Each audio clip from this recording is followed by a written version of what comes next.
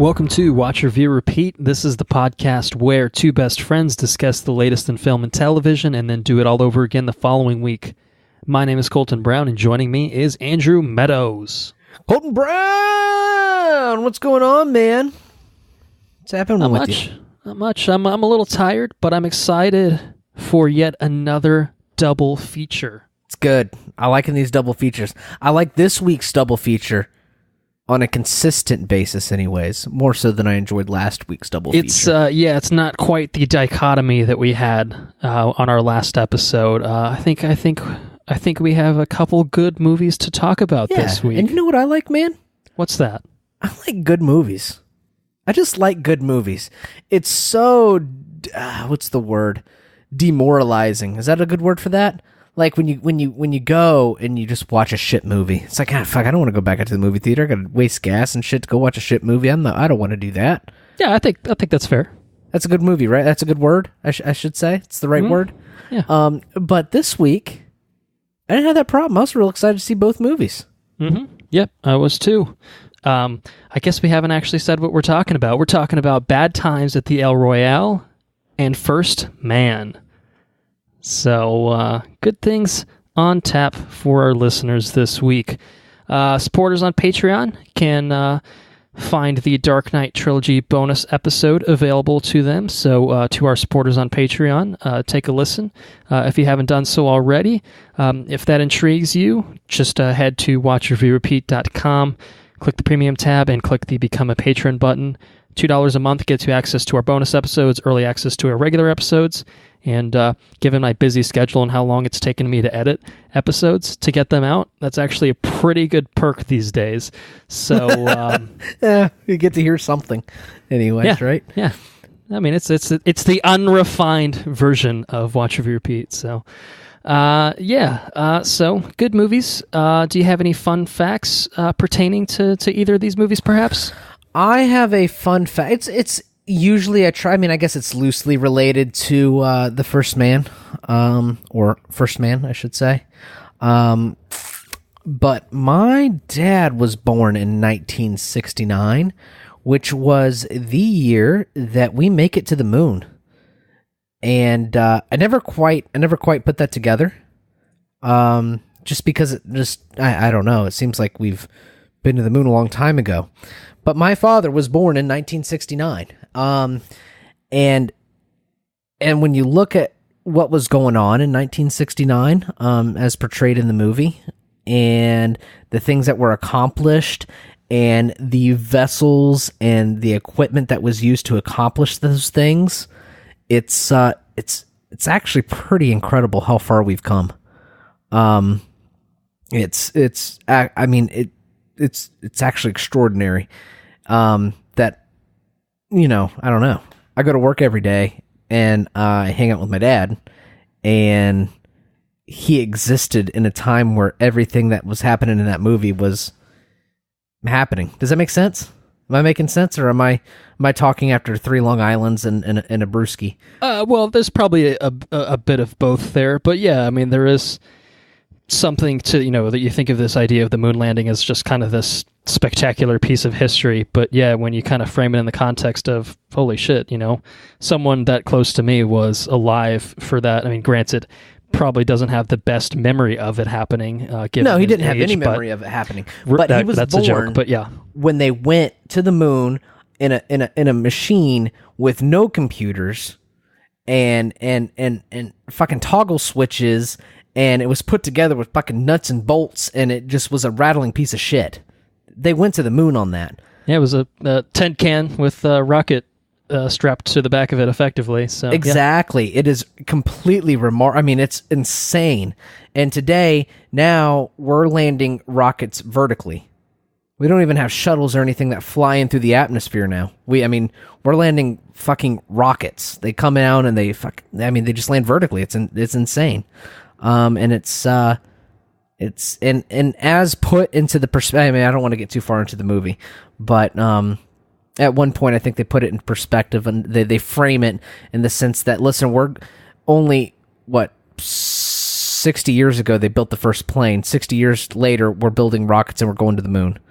And then, however, 50 years after that, now we're talking about we're building automated rockets, and we have so much shit in space now that there's just a ton of, I don't know, I'm ranting. I don't want to rant. Never mind.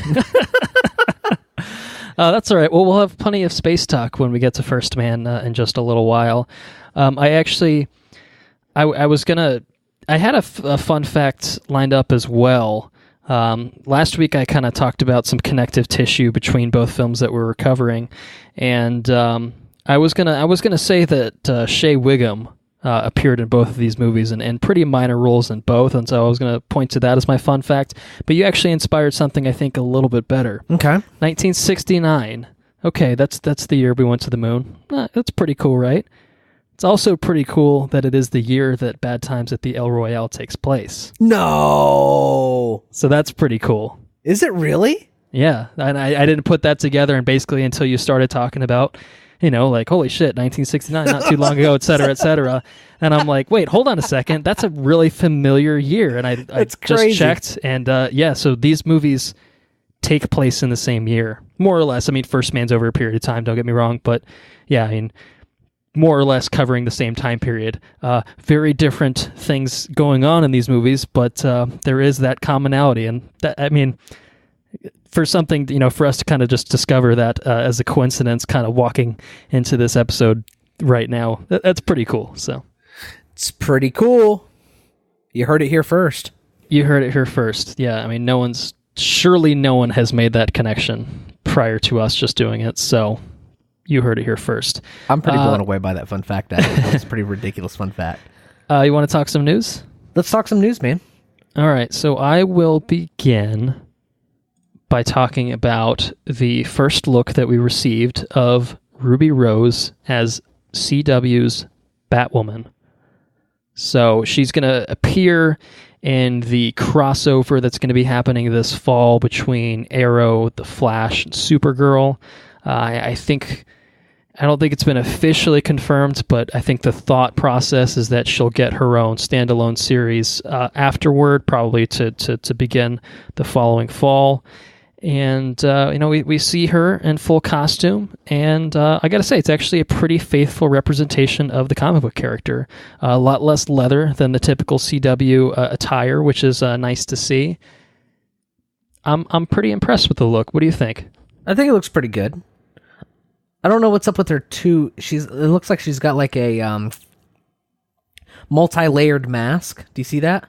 Yeah, so actually, that's a good point. I think the cowl is the only thing that I don't love about it. It kind of looks like it was lifted wholesale from either like the Nolan trilogy or something. Like it doesn't look quite right. Like it doesn't quite mesh with the rest of the outfit, I feel. Right. I think if they did something a little bit more...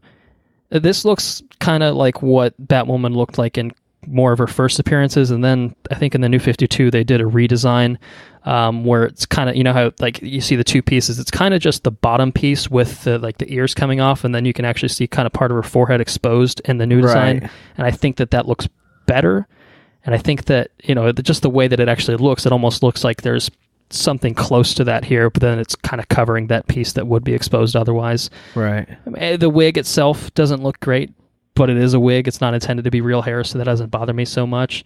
But I think that hold on 1 second. Let me ask you a question. Does Batwoman like in Batwoman though, the hair that comes out of her costume is meant to be her hair, right? Like she doesn't, like the costume of Batwoman does not happen to include a red wig. No, that's part of the disguise is the red wig. Is it really? Okay. Like closely cropped, like short red hair, like military buzz cut style hair. And then it throws everybody off because Batwoman's got long red hair. Yeah. I don't know if it's intended to be part of the cowl or if it's just something that she adds, kind of as an accessory to the cowl. I'm not sure what the logistics of that are. I assume it's probably attached in some form. Otherwise, it'd probably fall off when you're like swinging around Gotham and all that good stuff. Yeah, kicking ass.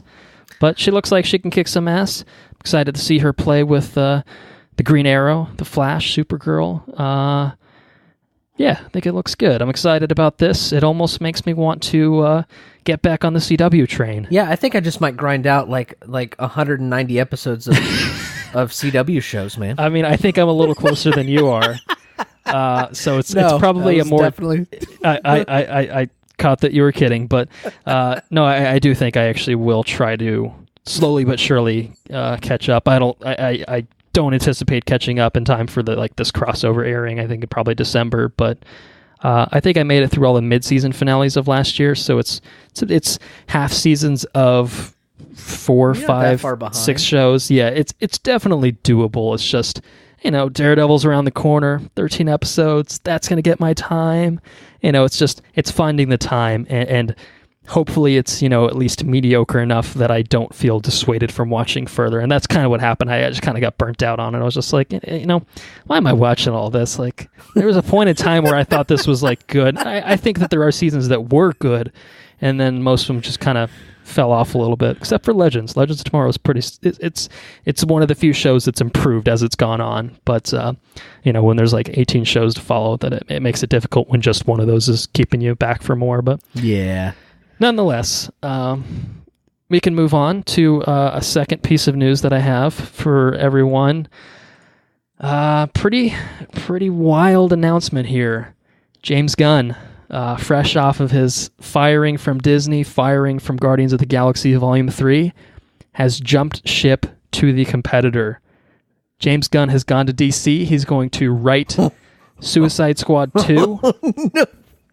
and he may direct it as well. Now, it's framed within the news article. Variety is the one that broke this originally. It's framed as Suicide Squad 2, but it's also described as a completely new take. I think the way that James Gunn works, I can almost guarantee that Gunn watched the first one, was like, this is a huge piece of shit. And so I could definitely kind of see him only agreeing to do this as I can't do anything even remotely associated with that. Damaged, gone.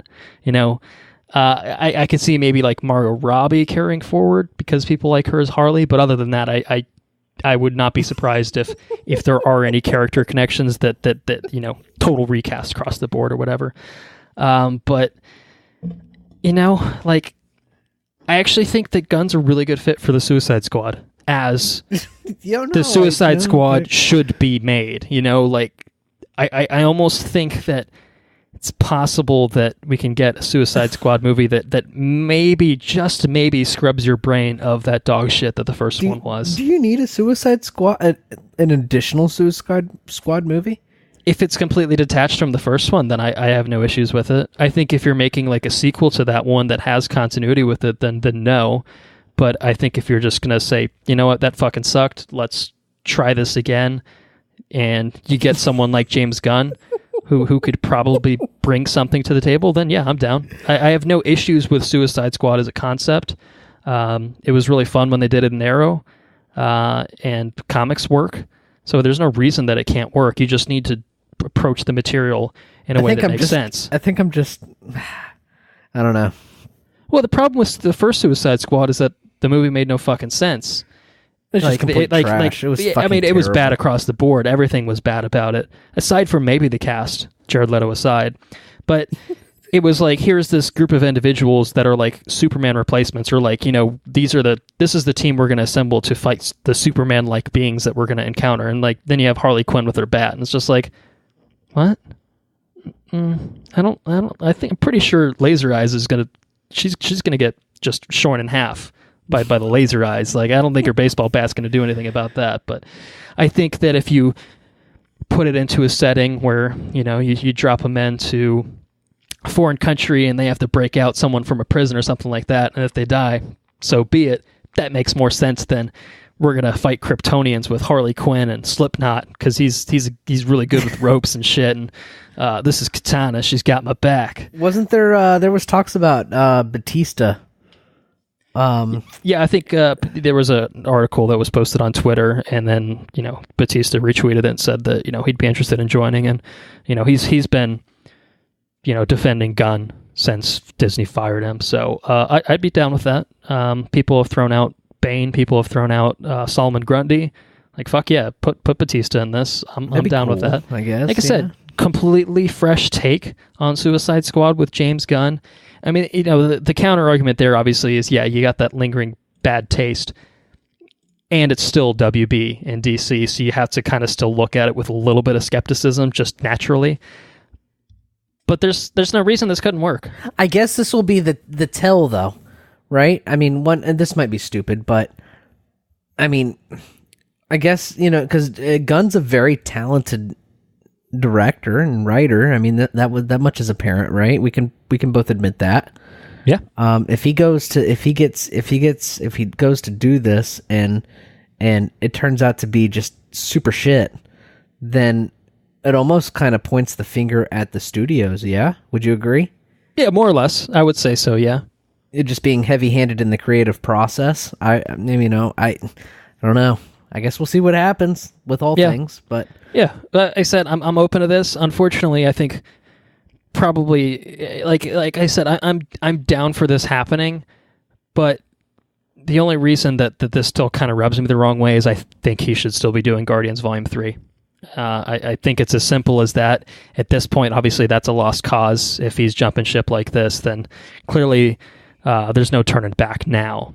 But I don't know. I want him to make it a really good movie, almost just to stick it to Disney. Just because as much as we enjoy our Disney and Marvel paychecks, I think that Disney really kind of fucked up by firing him in the manner that they did, and just their whole approach to the situation definitely rubbed me the wrong way. So it set a bad precedent. I think Jordan actually brought that up. I think we talked about it when he was a guest, and it does set a poor precedent for the future, I think. But yeah, I'm not going to defend what he tweeted, but I think you got to look at the context of it, and yeah, it does set a bad precedent, and I unfortunately, that what's done is done, and this is the next step. And given that this is the next step, so be it. Suicide Squad 2. Like I said, it's called Suicide Squad 2 per the article, but I highly doubt it'll actually be titled that. So I'm on board for this. Honestly, yeah, I think that all things considered, it's certainly possible that DC can fuck this up all by their lonesome, but I think that if they let James Gunn do his thing, I think you might be surprised. Well, we'll see what happens. We will see. Last bit of news, bit of a downer. Our boy Danny Rand. Danny Rand? Our boy Danny Rand, his show has come to an end. Marvel's Iron Fist will not return for a third season on Netflix. It is kind of a surprise, honestly. Is it a surprise? Were you surprised? Considering, let me ask you this. Is it a surprise considering we've had 2 seasons of minimal Iron Fist? I think that's unfair. I think that, we'll have an whole episode on the show itself, so I'm not going to get too bogged down into discussing the show itself. I think it's surprising to me because none of these, every Marvel show has gotten renewed to this point. And I think that if you were going to cancel Iron Fist, you probably should have done it after the first season. Like the second season basically spent 10 episodes undoing the first season. That's true. In some ways. That's fair. Sure. And now that it's almost tried to course correct, then they pull the plug. It's kind of just like, it just feels like kicking them while it's down. Like, I don't know. It's not necessarily the end of Finn Jones as Danny Rand, as Jessica Hennick, as Colleen Wing. I think that these characters, and the press release that they put out basically alludes to this, is that the characters will kind of live on. It's just Iron Fist itself is not getting a third season. So what form that life beyond the show itself takes, that remains to be seen. I would say the most obvious thing to do would just be to fold it into the other existing shows. Luke Cage is probably the most obvious fit. Right. I think you could still straight up just do a Heroes for Hire show, and that wouldn't hurt my feelings. I think you could definitely consolidate them. I think you could still do a Daughters of the Dragon show and just straight up make Colleen the lead, and I'd be fine with that too. I don't think that's going to happen at this point. Or there's talk that it could move over to one of the other Disney platforms. I think that's probably the least likely scenario, because I think it would be kind of awkward to have this Netflix, quote unquote Netflix continuity split across different networks. But it could go to Hulu, which is soon to be Disney owned, or it could go to the new Disney streaming service when that launches next year. But yeah, I think we'll just see the characters seated throughout some of the other shows, and I'm fine with that. And I would have been okay with the season 3 happening, but clearly Netflix made the decision for a reason. I would say it's less to do with the critical reaction. If you were going to cut one of them, one of the Netflix Marvel superhero shows, which one would you cut? Yeah, it would probably be Iron Fist. Yeah, but again, it would be with the understanding of he's still going to be involved elsewhere. Right. Like I would scrap Luke Cage and Iron Fist and just combine them. No, that's fair. That's definitely fair. You could definitely do that. There's enough story there that's been told with each existing series to where you can... 2 seasons worth of each. You could still... I think you could get away with consolidating. You can still tell stories between those two. Right. Yeah, I think that's definitely fair. But that's obviously not something that's been officially confirmed. But I think that's probably a reasonable expectation that we'll get something along the whether or not it's a full rebranding, maybe. I think this is down to viewership less than critical reaction. If it was critical reaction, it would have gotten canceled after season 1. I think that's pretty plain. Yeah, that's definitely true. So I think that for one reason or another, because the first season poisoned the well so much, I don't think that this got the numbers that obviously Netflix wanted it to get.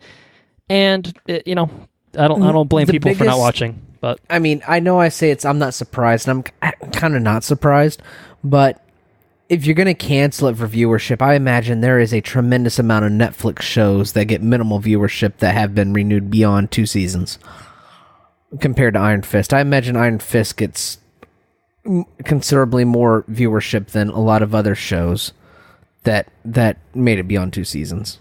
Possibly, but I guess I don't have any exact. I don't really have any facts on hand. Yeah, here, I mean so. that's conjecture. Pure Netflix doesn't put out their numbers, so it's hard to say. It's hard to know exactly how much it costs. Did they not put out their numbers? No, they don't release any viewership numbers. Well, that's pretty horseshit. Well, that's their decision to make. So fuck them. Boycott them. No more Netflix.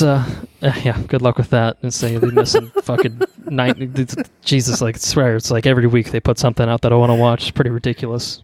Impressive, but ridiculous. But that's it for me. What do you have for news this week? I want to talk about Guy Ritchie's Aladdin. Or Disney's Aladdin, I guess is probably the... It's both. I'm curious to know if it's going to be more Disney's Aladdin or more Guy Ritchie's Aladdin, because I think that it's hard to find some sort of middle ground there. But maybe we will. I don't know. Did you watch the teaser? I did. What'd you think? It's a bit of a nothing teaser, but it's confirmation that the movie is happening, and there will be plenty of sand in it, which is coarse and gets everywhere. But did it get you excited? Which, let me ask you this: what is your level of fandom for Aladdin? Like, do you really like Aladdin? I like Aladdin, but it's never been one of my favorites. Not in the sense that I think it's a bad movie or lesser. It's just not one that I watched a lot as a kid. I've only seen it a handful of times, so it doesn't have any sort of lasting appeal for me from that standpoint. I freaking love Aladdin, man. I think Aladdin's freaking awesome. I like to watch the cartoon. I get pumped up. I love the music.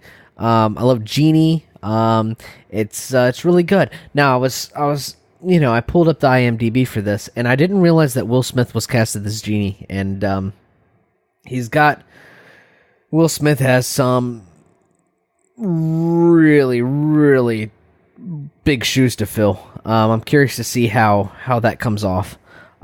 This teaser, though, I was pretty impressed with it. I mean, it's a pretty nothing teaser, like you said, but the score seems like it's going to be really good and really full and big in ways that the cartoon wasn't, in ways that a cartoon can't be. I guess I guess that's probably an unfair comparison, but it definitely. I don't know who's doing the score for this. Do you know offhand? I have no idea. I'm not even sure that the music from the teaser is going to be part of the score. Often it's not, but no. Do they do Do they compose unique music just for marketing material? A lot of times, studios will just source it from pre-existing material. Really? So, I mean, it's possible that this is a snippet of it. It just seems so much more. I mean, is it a riff on like something from the cartoon? Oh, well, then it's probably from. Yeah. Then it's probably from the score then. Yeah, I mean, it's definitely Aladdin music, and then it's brought in with like a full orchestra, and it definitely seems more. Okay, yeah, like I said, I'm not. I've seen it a handful of times, so I don't. That's cool. No, I understand. They don't ring a bell for me when I hear the music. It seems to me like that music would be part of the score, though, because it is part of the music. It could be. Yeah, I don't know who's doing the score though, so I can't help you with that. Yeah. Anyways, I'm pretty excited about it. I'm a big Guy Ritchie fan. I did not see the that one movie that came out that was King Arthur. I did not see that. No. It wasn't complete shit. It was not complete shit. It was not good. But it was not complete shit. Yeah, had I think a little bit more panache to it. I think than I would say the trailers indicated. But yeah, not a good movie overall. Aside from that, though, I've seen I think the majority of his movies, and he's definitely an auteur.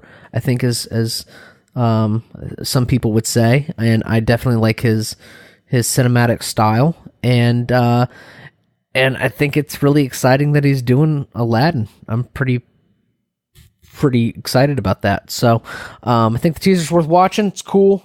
It's my opinion about it. It's my hot take. Something else that I was kind of excited to talk about, it's popped up on the news, is that some extras were reportedly locked on subway cars in Brooklyn for more than 3 hours. Forcing some to urinate on the tracks through small spaces between the cars. You're telling me you're excited to talk about extras being locked and forced to urinate in public places? Let me ask you this, Colton. Okay. What's that? If you could pick one movie where you're going to force extras to urinate in the tube, what movie would you think that would be? I mean, it does seem like a pretty Joker thing to do. It'd be even better if it was like a Jared Leto Joker movie, but I'll take the Jaquan Phoenix Joker movie. Jaquan Phoenix's Joker movie. They locked those motherfuckers in the tube. It says we're not letting you out for over 3 hours. Let me ask you this.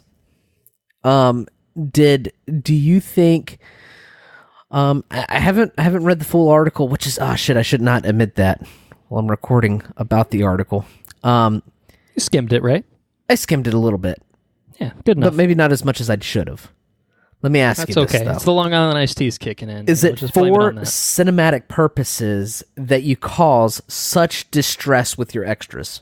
No, because I'm pretty sure it's illegal. Well, I'm pretty sure that's illegal, too. But do you think they said, fuck it, we're going to go, what's it called when you, I can't think of the word. Full method? Yeah, full method. We're going to full method hundreds of fucking extras. No, I don't know if it's, I would be, I don't know the full story either. I'm not sure that there is quite the full story of whether this is someone just forgetting to do their job or if it's like intentionally like, fuck these guys.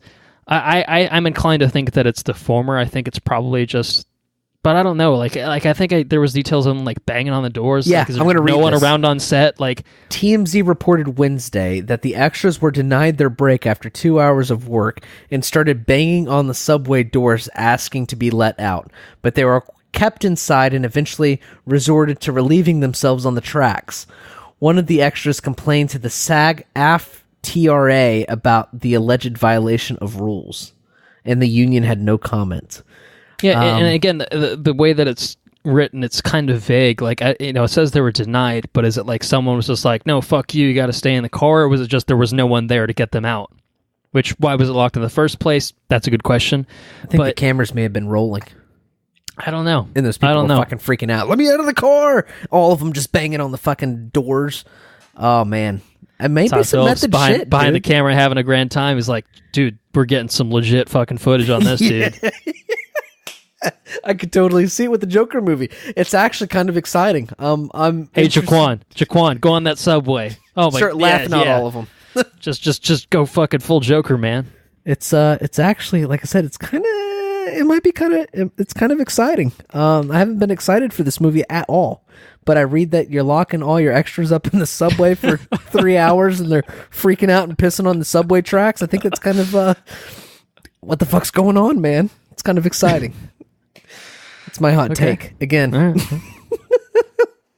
Something else that is not surprising in the news is that Ryan Coogler has been contracted to write and direct the Black Panther sequel.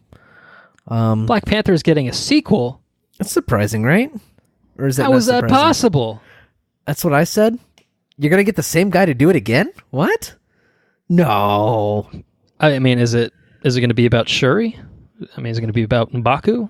Can't be about T'Challa, right? Does it take place after 4? Probably. I mean, all pretenses aside, they've been filming the Spider-Man sequel for a few months now. Is Spider-Man going to be Spider-Man, or do they have a different Spider-Man? It is still Tom Holland. Are you sure? I am 100% sure. Is that spoilers? I don't think so, but all the press releases have said that Tom Holland is the lead character in it. Okay. As the press release for this says that it's going to center... Actually, I guess this it was talking about the first one. It doesn't actually say this one's going to technically center around T'Challa. Well, Disney better find a way to undisintegrate T'Challa, because he's got a star in Black Panther too, man. Like, okay, good. Because he brought a lot of people to the movie theater. Yeah, and it would be foolish of Disney to disintegrate him. He brought more than $1 billion of grosses worldwide. I don't care. I don't give a shit what you do. You bring him back, whatever. If nothing else, like even if everyone else stays disintegrated, T'Challa's coming back. So just to kind of add on to what you were saying, so we can get this moving. We got a couple movies to talk about, of course. Sounds like production for Black Panther 2 set to start either late next year or sometime in 2020. And I think we can say that we are looking forward to it. If I'm not mistaken, that was all the news you had for this week, so we can move into the movies. Does that sound good? Sounds good. Okay, we're going to start with Bad Times at the El Royale. It's written and directed by Drew Goddard, stars Jeff Bridges, Cynthia Erivo, Dakota Johnson, my boy John Hamm, Kaylee Spaney, Louis Pullman, Nick Offerman, and Chris Hemsworth. 6 strangers, each hiding dark secrets, meet one night in a shady hotel on the California-Nevada border. Box office pretty soft. Fuck. Sorry. It came in at $7.2 million opening weekend, finished outside of the top 5, sits at $11.2 million worldwide as of recording this. And as a side note, we're recording this on a Monday, so just after the weekend. So these movies are fresh in our mind as we talk about them. I know you were really excited about this one, so I'm gonna pass the mic over to you if you have some general thoughts you'd like to share with our listeners. Might be a bad time. I got these hiccups. I cannot fucking keep down. Okay, well, I can start if you need a minute over there. I think that I think we were both excited about this. Definitely one of the most stylish trailers I think that came out over the past year was for this movie, and it's a movie I think that maybe wasn't on either of our radar prior to that trailer coming out, and then boom, that trailer comes out, and we're like, okay. This is the movie that I want to see. And Drew Goddard, a word about him. He directed Cabin in the Woods, which I think is a phenomenal film. I know both of us enjoy that. Really good stuff. Really good kind of flipping of the horror genre in some ways. And this one is not quite in the same style, but he definitely brings a unique flair to this movie. And yeah.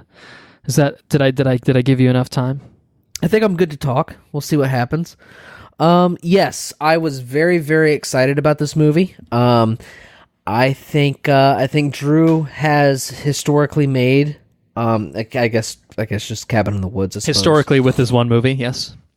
He did do he was sort of attached to the first season of Daredevil. So okay, well, there's that. There's also that. But yeah, Cabin in the Woods did a whole lot for the genre. And I read online, and it was a pretty good article. I mean, the headline pretty much says it all, that Cabin in the Woods did for horror as Bad Times at the El Royale did for suspense and thriller movies. And I think that's fair. I think it's a very well-made movie. I think I enjoyed Cabin in the Woods more, but not to say anything bad about this movie. I thought this movie was well made.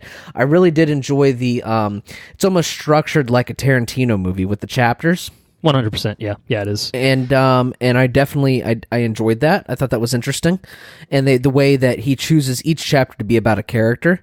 I thought that was very interesting because it does have a very tight cast. It's only about these few certain people, and I really enjoyed that. To be honest with you, I went to a movie theater and I could have gone and got beer. And I started out with a beer, and I wanted to go back and to get another beer. And I did not want to get up. I didn't want to get up and miss anything. So I only had one beer for this movie. But I wanted a second beer, but I would not get up. And that to me was a good thing, because I mean, any other movie, I think I probably would have gone up and got a beer. But I didn't get up and get a beer in this one. I think the cinematography was awesome. I thought it was very tense. Did you think it was tense? I did. I think they did a really good job of conveying the tension between the characters and just the moments. There were some holy shit moments in this, I think. Just things would boom right out of nowhere happen, and I don't know. I think there were probably a handful that I can count on. I can count on how many holy shit moments there were. It was humorous. So I mean, kind of in that Drew style, humor was conveyed in very tense moments, and I think that goes a long way too, where you can make someone laugh, but at the same time not completely remove them of the situation. You know what I mean? A lot of times I think people get detached when you display humor in tense spots. But I think that this does a good job of maintaining tension and at the same time delivering some humor. I like the setting a whole lot. What'd you think about that? What'd you think about the El Royale? I really liked the El Royale as a setting. I thought that it was really unique. And, this is the kind of movie that takes place for probably 90% of its runtime in one setting. Right. And I think that for a movie like that to work, you need to establish it as an interesting setting. And I think that they definitely and not did only that, I don't mean to cut you off, but go ahead. The cast. I think the cast is absolutely outstanding. They're charismatic. They're believable people. And there's these movies that come out. And I don't know. It seems like every year movies like this try to come out, where you're gonna have a movie that's set within one place, and then these characters are gonna drive this movie, right? Their connections and their histories, and just the depth of characterization is going to drive the movie forward, and it either works or it doesn't. If it doesn't, it falls flat on its face and it turns out to be a shit movie. But the setting in this movie is very believable. It feels very authentic, and the characters are outstanding. It's very well acted. Yeah.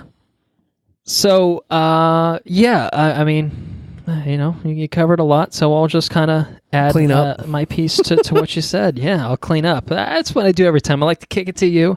You usually hit on a lot of the points I like to make, and then then I ramble for 20 minutes after that, just using your points. And it works. It's a pretty good formula, I think. Right. So why deviate from it? Let me see my list. Yeah, the cast here is fucking ridiculous. Jeff Bridges is always fantastic. He's Jeff Bridges, man. I don't think there's a Jeff Bridges performance that's bad. Like, that doesn't exist. That's not a thing. But, I think that it's the Jeff Bridges effect. Like, when Jeff Bridges signs onto your movie, everyone looks at it and like, fuck, I'll sign on to that movie. I want to act with Jeff Bridges. He's probably one of my favorite actors, by far. There's definitely a decent amount of name actors in here. John Hamm.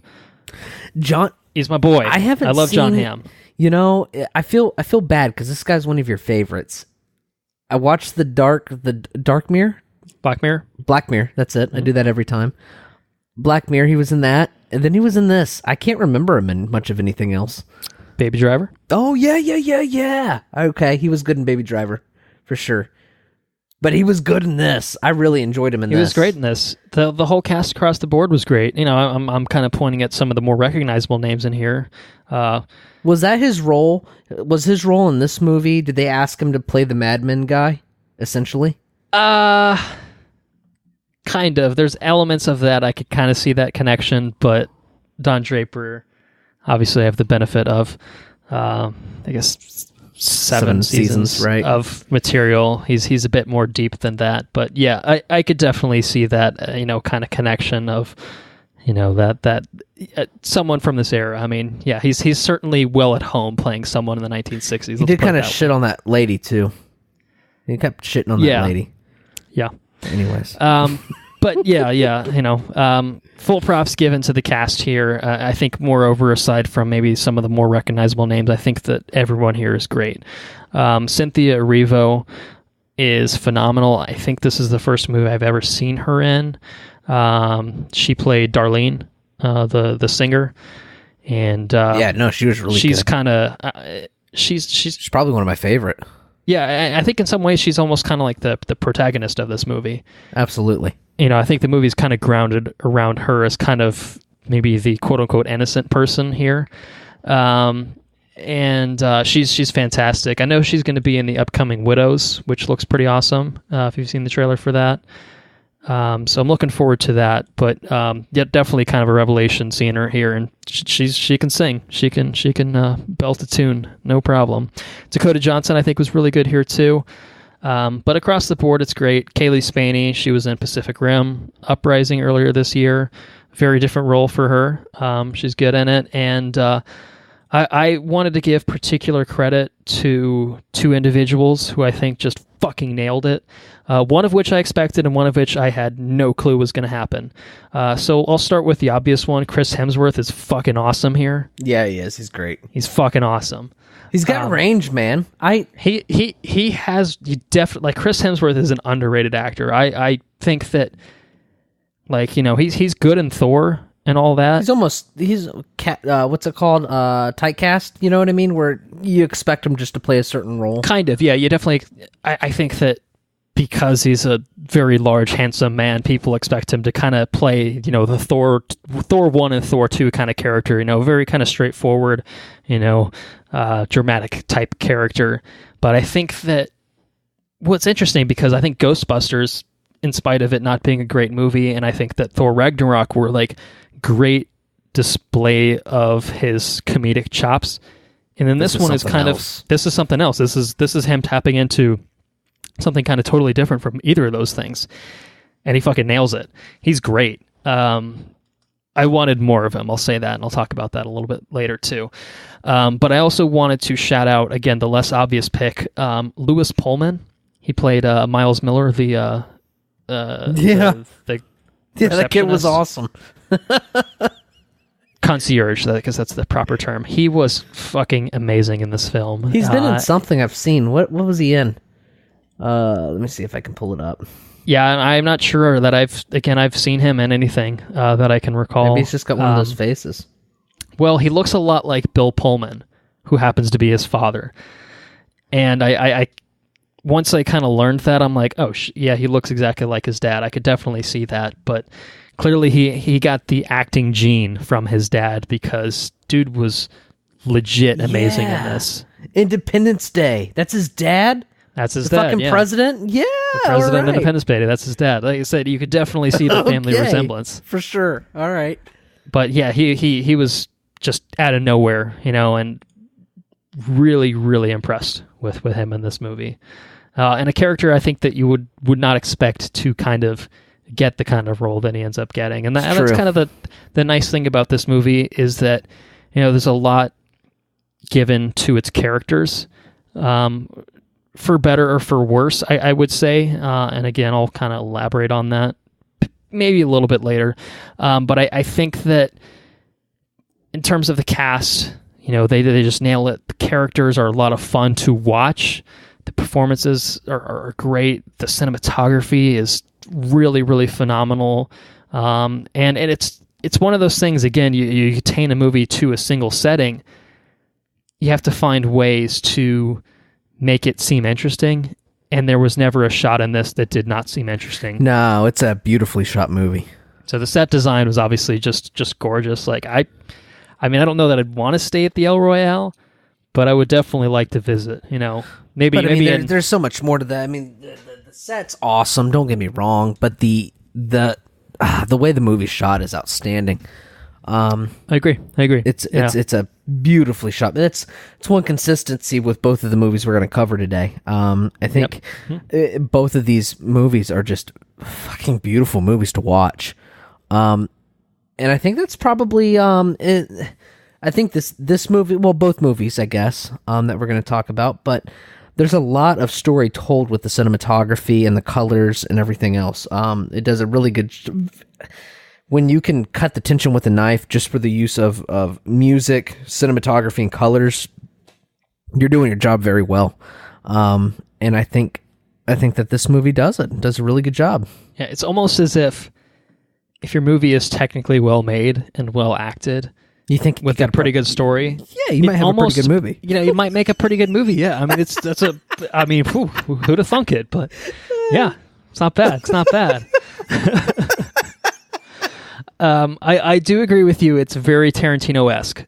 In particular, well, I mean, it's definitely got shades of Pulp Fiction in there, but I was definitely very much reminded of Hateful Eight because that's kind of the most recent Tarantino film, right? And I can't help but wonder how inspired it was by that. I don't think to its detriment. I think that it's not full Tarantino. It's definitely shorter, I can tell you that. But definitely in terms of the structure and in terms, I think, of kind of the characters and stuff like that, it definitely strikes that sort of vibe, that sort of tone.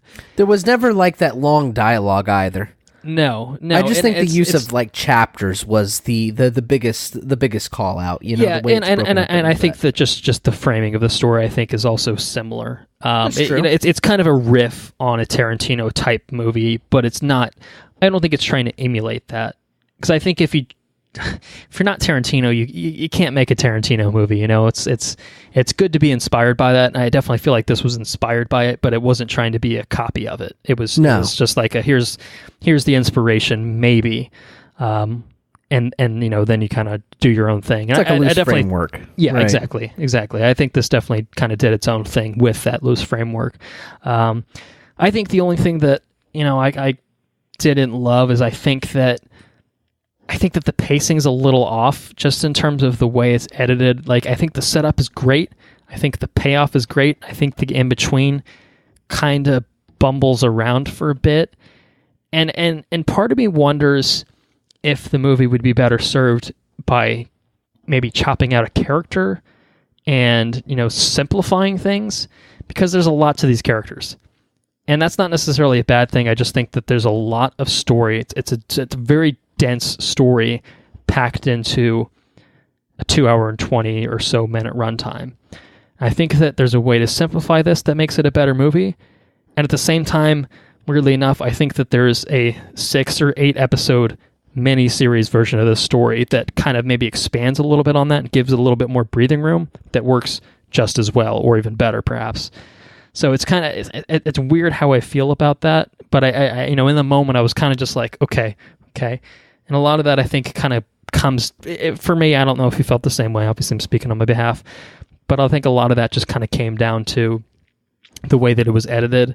There's a lot of overlap between the stories, and I think that until you get the full picture, it kind of just feels like okay. At least that's how I felt. But right. I wonder. I think this is a movie because it's so dense, because it's just filled with that type of story. I think that this is a movie that would be best served with repeat viewings. At least that's kind of my inclination, as I think that there's a lot to unpack with a lot of these characters. I think there's a lot of depth, there's a lot of subtlety, and I think that, you see how things play out the first time around. It's definitely a type of movie where if you go back, you kind of look for certain things, I would say, and that might add more to your reading of the story like that. I think that, like Cabin in the Woods, I think is... Obviously, it's not I think Cabin in the Woods is probably... I don't know. I think Cabin in the Woods is probably a better movie. I enjoyed that one more than I enjoyed this one. I think so, too. And I was going to say, I don't know that it's necessarily a more quote-unquote... I think it's a more straightforward movie than this one is, while obviously hitting on lots of things that aren't exactly straightforward in terms of the horror genre. But I think that one...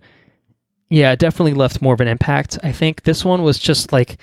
I liked it a lot, but it didn't quite elevate to the point of like the Cabin in the Woods, like, holy shit, right. Like this is next level. Like I think this one was just on the cusp of being next level. And I think that, again, my suggestion is, okay, do you scale it back or do you, just blow expand the fuck up? Right. Expand it, and I think that either of those directions could have made this live in a medium that would bring it to that kind of next level for me. But I was really happy with it. I know I was really looking forward to this one, and the trailer definitely got me hyped for it. And there was a lot to like here. So, do you have any thoughts, non-spoiler wise, or do you want to jump into recommendation? Non-spoiler wise, no, I don't. I think I've covered it all. I think it's a beautiful movie. I think it's a well-acted movie. Cinematography is awesome. I would agree with you on the pacing. I think that's probably one of its shortcomings, but overall, I think it's a very enjoyable movie. I'm gonna cut you off now. Yeah, the soundtrack. Come on, outstanding. Yeah, enough said. There's a lot of notes paid to the soundtrack. Like it's centered around the soundtrack in a lot of ways. And I really like that in movies, where a character will put a song on, and the song they put on either has foreshadowing or it conveys a certain mood or something like that, and I think that's really compelling when the music is not only part of the soundtrack of the movie for the audience, but it's also part of the character's environment and stuff. And I think that's really awesome. It pulls you into the world that they're in a whole lot more. I agree. Do you want a fun fact almost an hour into this episode? Yeah, what's fun fact number 3? So I was reading an interview with Drew Goddard, I think on Collider, about this movie, and he basically said that the music selections were made and like kind of built into the script itself. And like when he was trying to sell the movie, like he basically was like telling the movie studio, like, if you can't get the rights to these songs, don't even bother. Holy shit. That's pretty strong. Yeah, I mean, but obviously it worked out. It's true. He said right. they said they got every song that they wanted, and yeah, it's really cool, man. Gotta stick to your guns. And you can tell it too. I mean, there's shots that center around the fucking jukebox in the middle. It's another thing.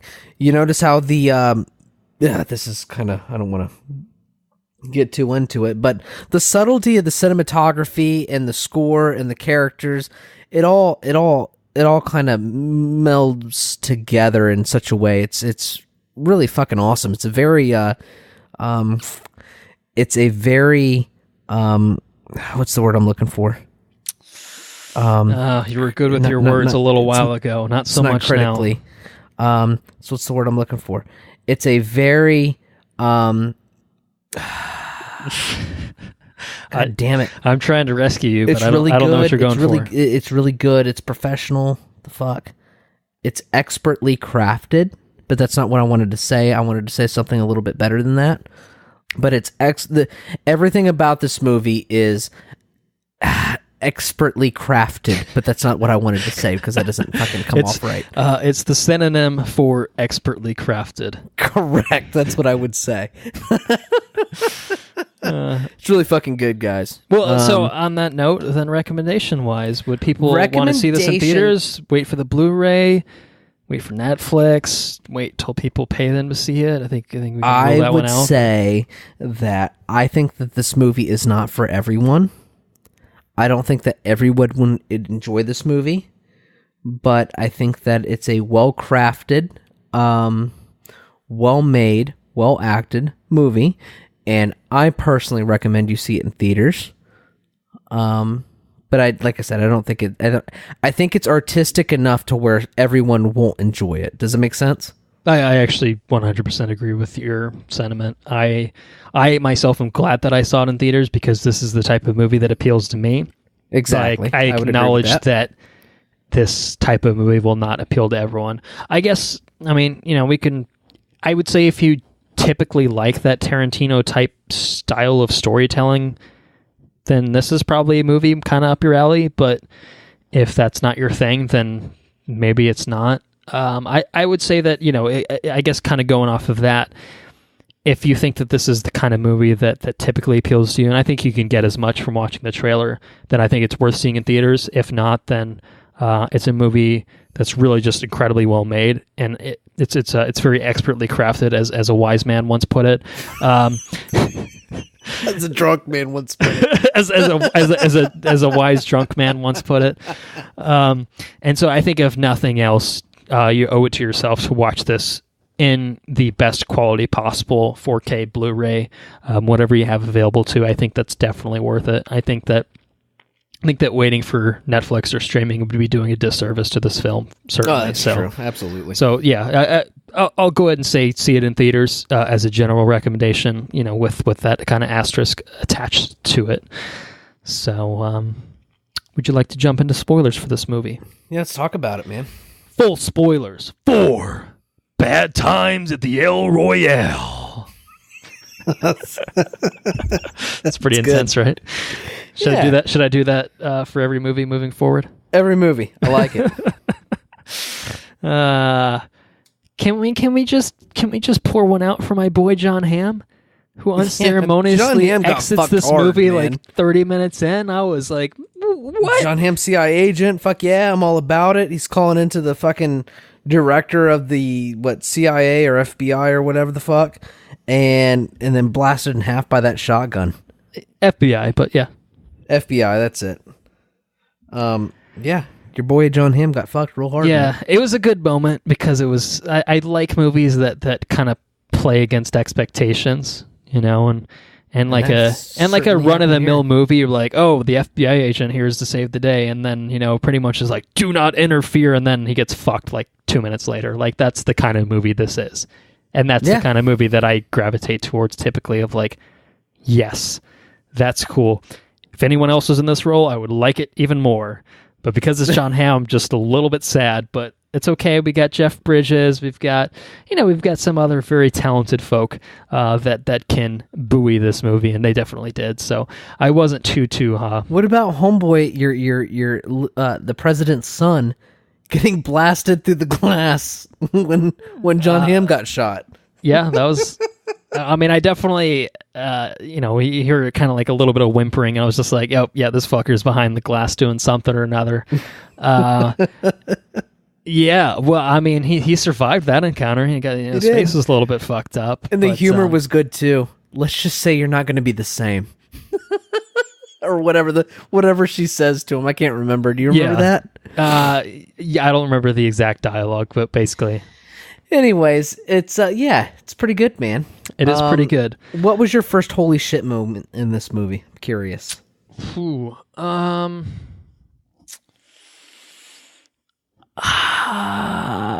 one that sticks out to me, and I don't remember if it's the first chronologically, it's definitely when Darlene knocks Jeff Bridges out with the fucking bottle that she picks up. Like that was definitely like a did not see that coming. Yeah. I trying to think. Was there anything before that? I don't think so. I think that was my first. That was definitely kind of and in a way, because I think that the trailer kind of tips you off to the nature of the hotel with the two-way mirrors and stuff like that. I think maybe if you didn't see that in the trailer, like if they kind of concealed that a little bit more than that, maybe that would have been a holy shit moment. But I was kind of, I expected that was the general setup of the hotel. I didn't obviously know the nature of it. I guess technically speaking, we still don't fully realize kind of like, there's the mythical management that they talk about, but they never really dive too deep into who the management is, what exactly they're trying to do other than capture people, right? Yeah, blackmail people and presumably make good chunks of money out of it. But that was definitely the holy shit, didn't see that coming. Trying to think, there's definitely a few in this of just definitely playing against expectations like that. I guess, did John Hamm get killed before that? Because if he did, then that would probably be the first one, I guess, right? We already talked about it, but yeah, no, I think he got killed before that. So that was another holy shit. I mean, I kind of just the way that circumstance played out was just like, I think my boy's in trouble here. So I wasn't like super taken aback by that being the result, but it was a pretty fucking loud shotgun blast. So that's true. It's still kind of, and the effects that the shotguns have, people blow the fuck back when they get shot by shotguns. They blew the fuck back broke the fucking mirror, and there's enough buckshot that fucked up, yeah, it shot him in the face. Yeah, Bill Pullman's son and turned him into Two-Face. So I mean, not quite, but he definitely got pretty fucked. Let's see here. Have you discerned who was in the recording that they end up burning? So I've read some theories about this. Okay. Well, I'm the type of person that does I like to look up things like this online. Have you done any sort of external research? Did you kind of? I have not. No. Formulate any theories or anything like that? Do you have any general thoughts on who it could be? Again, given the timeline, this is 1969. Kind of the details that they give about it. I assume that it was. I think there was a recording of Nixon. I don't know if that was the president in '69. Was it the president in '69? Yes, I think so. I think I remember a recording of Nixon, so I naturally assumed it was the president, but I don't know. Okay, I don't think it was Nixon. I'm pretty sure that's not the case. I think the most convincing theory I've seen is Kennedy? That it's Bobby Kennedy, not JFK. Okay. Because they specifically referred to him as a senator, and technically JFK was a senator, but he would have been president well before the events of this movie happened, and well before I think the events that the tape records. They also referred to him being dead.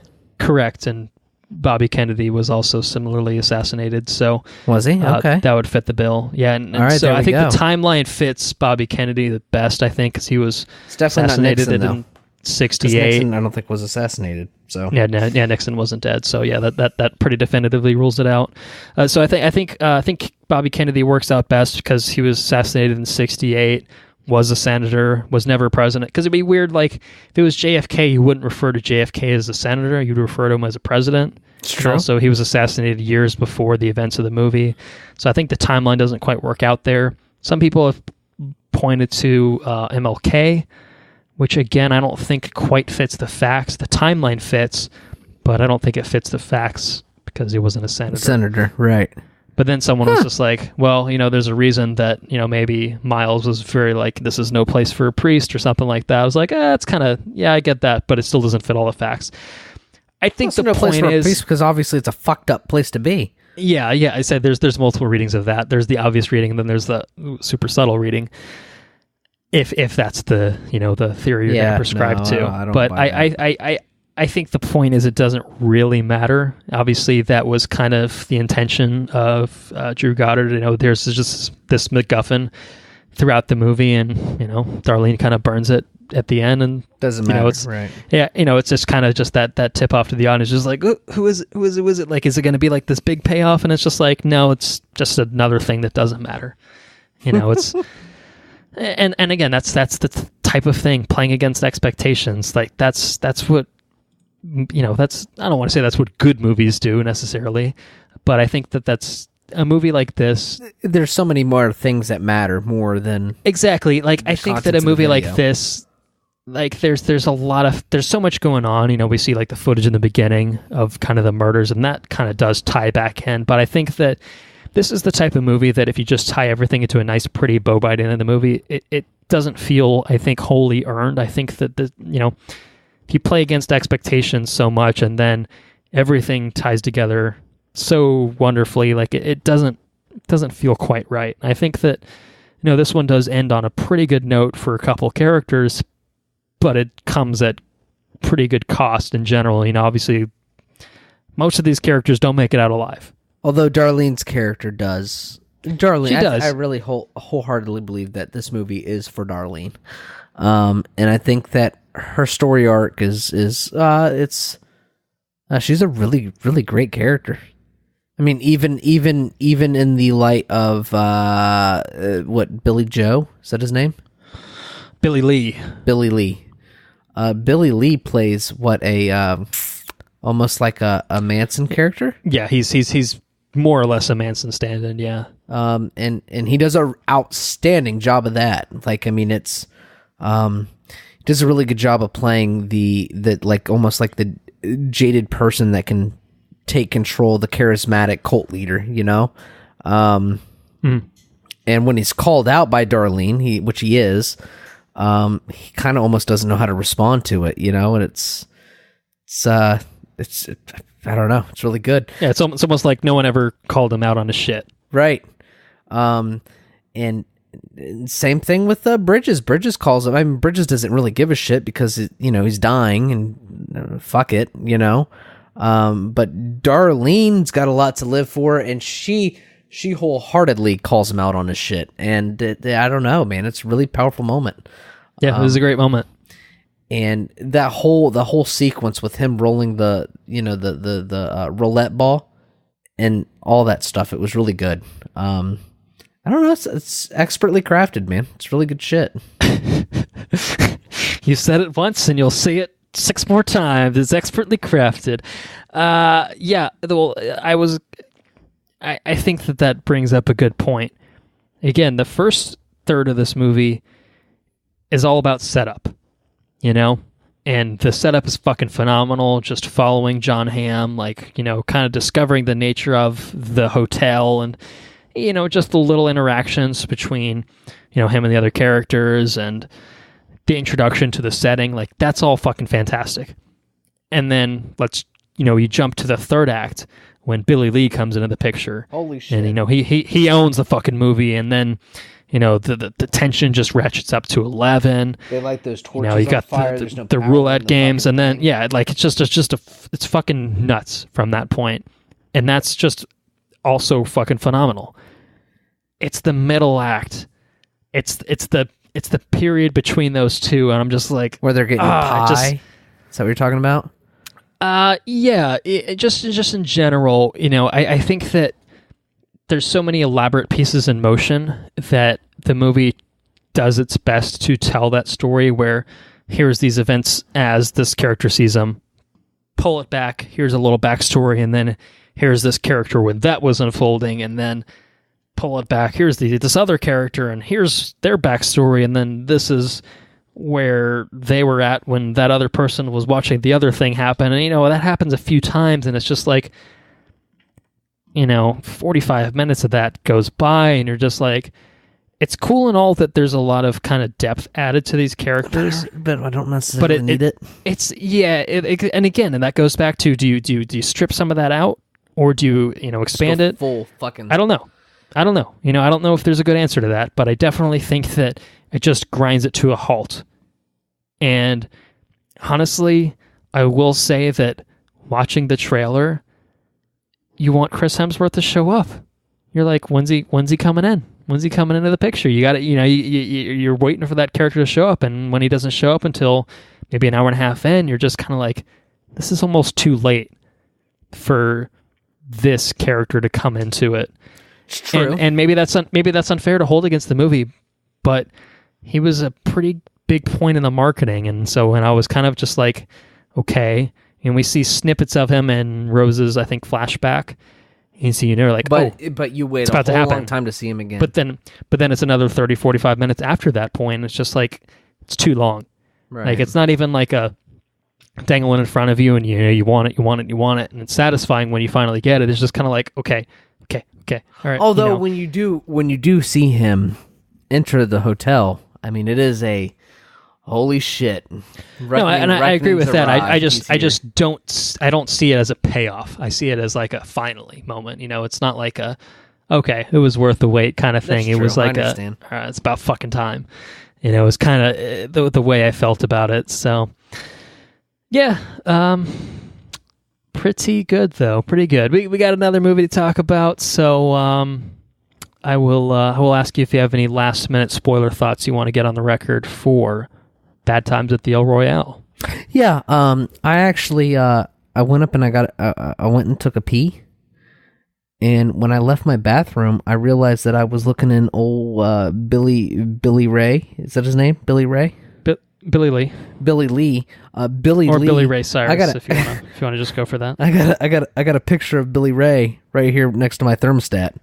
And he's in like Thor Ragnarok uniform, but it's the same guy.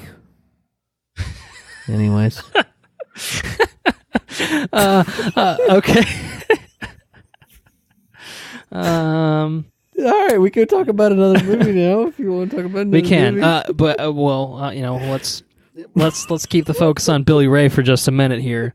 That fucking sequence of him dancing with Deep Purple's "Hush." That's pretty good. I think maybe we can get a poster of that to put next to your Billy Ray poster that you've got up I would already, take a poster next to that, yes. Or him walking through the fucking thing with his cultist behind him in the fucking flowers. That's cool. Yeah. You know, he's a pretty groovy dude. I mean, if I was in '69 and I was an adult, and old Billy Ray come up to me and asked me to join his cult, well, I'd find him pretty compelling. I might join his cult. Might be a pretty cool place to be. You know? Would you tussle a bit, maybe? I might tussle a bit. No, I would not tussle because I remember what the goal of the tussle was. I would not be tussling, but I might be there in the old. Where the fuck were they at? Where they were tussling?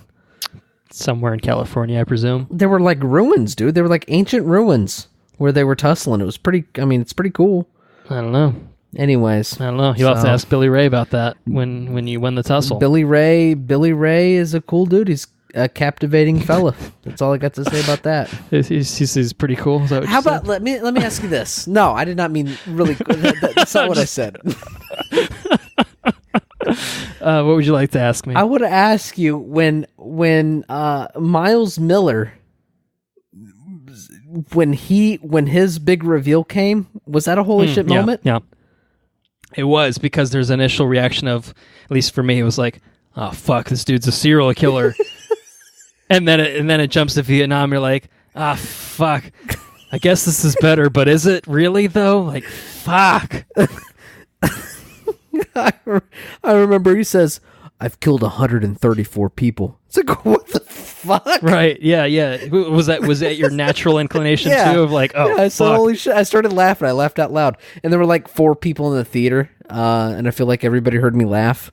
But it was a big reveal. Hey, grab the gun. I can't grab the gun. Grab the gun. No, I'm not going to murder any more people. How many people have you murdered? I've murdered 134 people. It's like, what? I feel like that was a pretty good kind of twist, though. I really enjoyed that. Yeah, it's true. It's like, why would out of all the people to hold or to have in the managing the El Royale? I mean, I feel like he was probably a pretty good person to have there, especially since he's a crack shot, apparently. Because he fucks everybody up. I mean, he does short of work of it, you know. He does, yeah. And it was fortuitous that he was the one that won the roulette game, because I think you flip the circumstances and the ending's pretty radically different. Yeah, so it's true. That was pretty good. I enjoyed that. But yeah, I think we can move on. Is that fair? Yeah, it's fair to move on. All right, so we're going to talk about First Man next. It's directed by Damien Chazelle, written by Josh Singer, based on the book First Man, The Life of Neil A. Armstrong by James R. Hansen. Stars Ryan Gosling, Claire Foy, Jason Clarke, Kyle Chandler, my other boy, as a side note, and Corey Stahl. It's a look at the life of astronaut Neil Armstrong and the legendary space mission that led him to become the first man to walk on the moon. Spoilers. Box office-wise, I think it came in at number 3 behind Venom and A Star Is Born for their second weekends. $16.5 million opening weekend debut, $25.1 million worldwide total. So both these movies this week kind of not owning it, I guess, at the box office. I think in the case of Bad Times, it's just not that kind of movie. I think in the case of First Man, though, I think this is a little bit below expectations. It is up against some tough competition in the sense that people like them some Venom for some reason. And, and A Star Is Born is the kind of movie that definitely attracts, I think, a really strong leg. So I could definitely see why that's playing well. So, First Man. Yeah, so First Man, what did you think about this movie? This is another movie that was shot really well. This one leveraged... Damn Skippy! Yeah. This one leveraged IMAX to the fullest extent. Although I am very disappointed. I went and saw it. I have an AMC thing, and so I went and saw it in Brandon, and they don't have a real IMAX theater, and it was kind of very disappointing. It's a downgrade when you're used to the proper experience, certainly. But it's definitely a shorter drive, so... Yeah, way shorter, and it's free.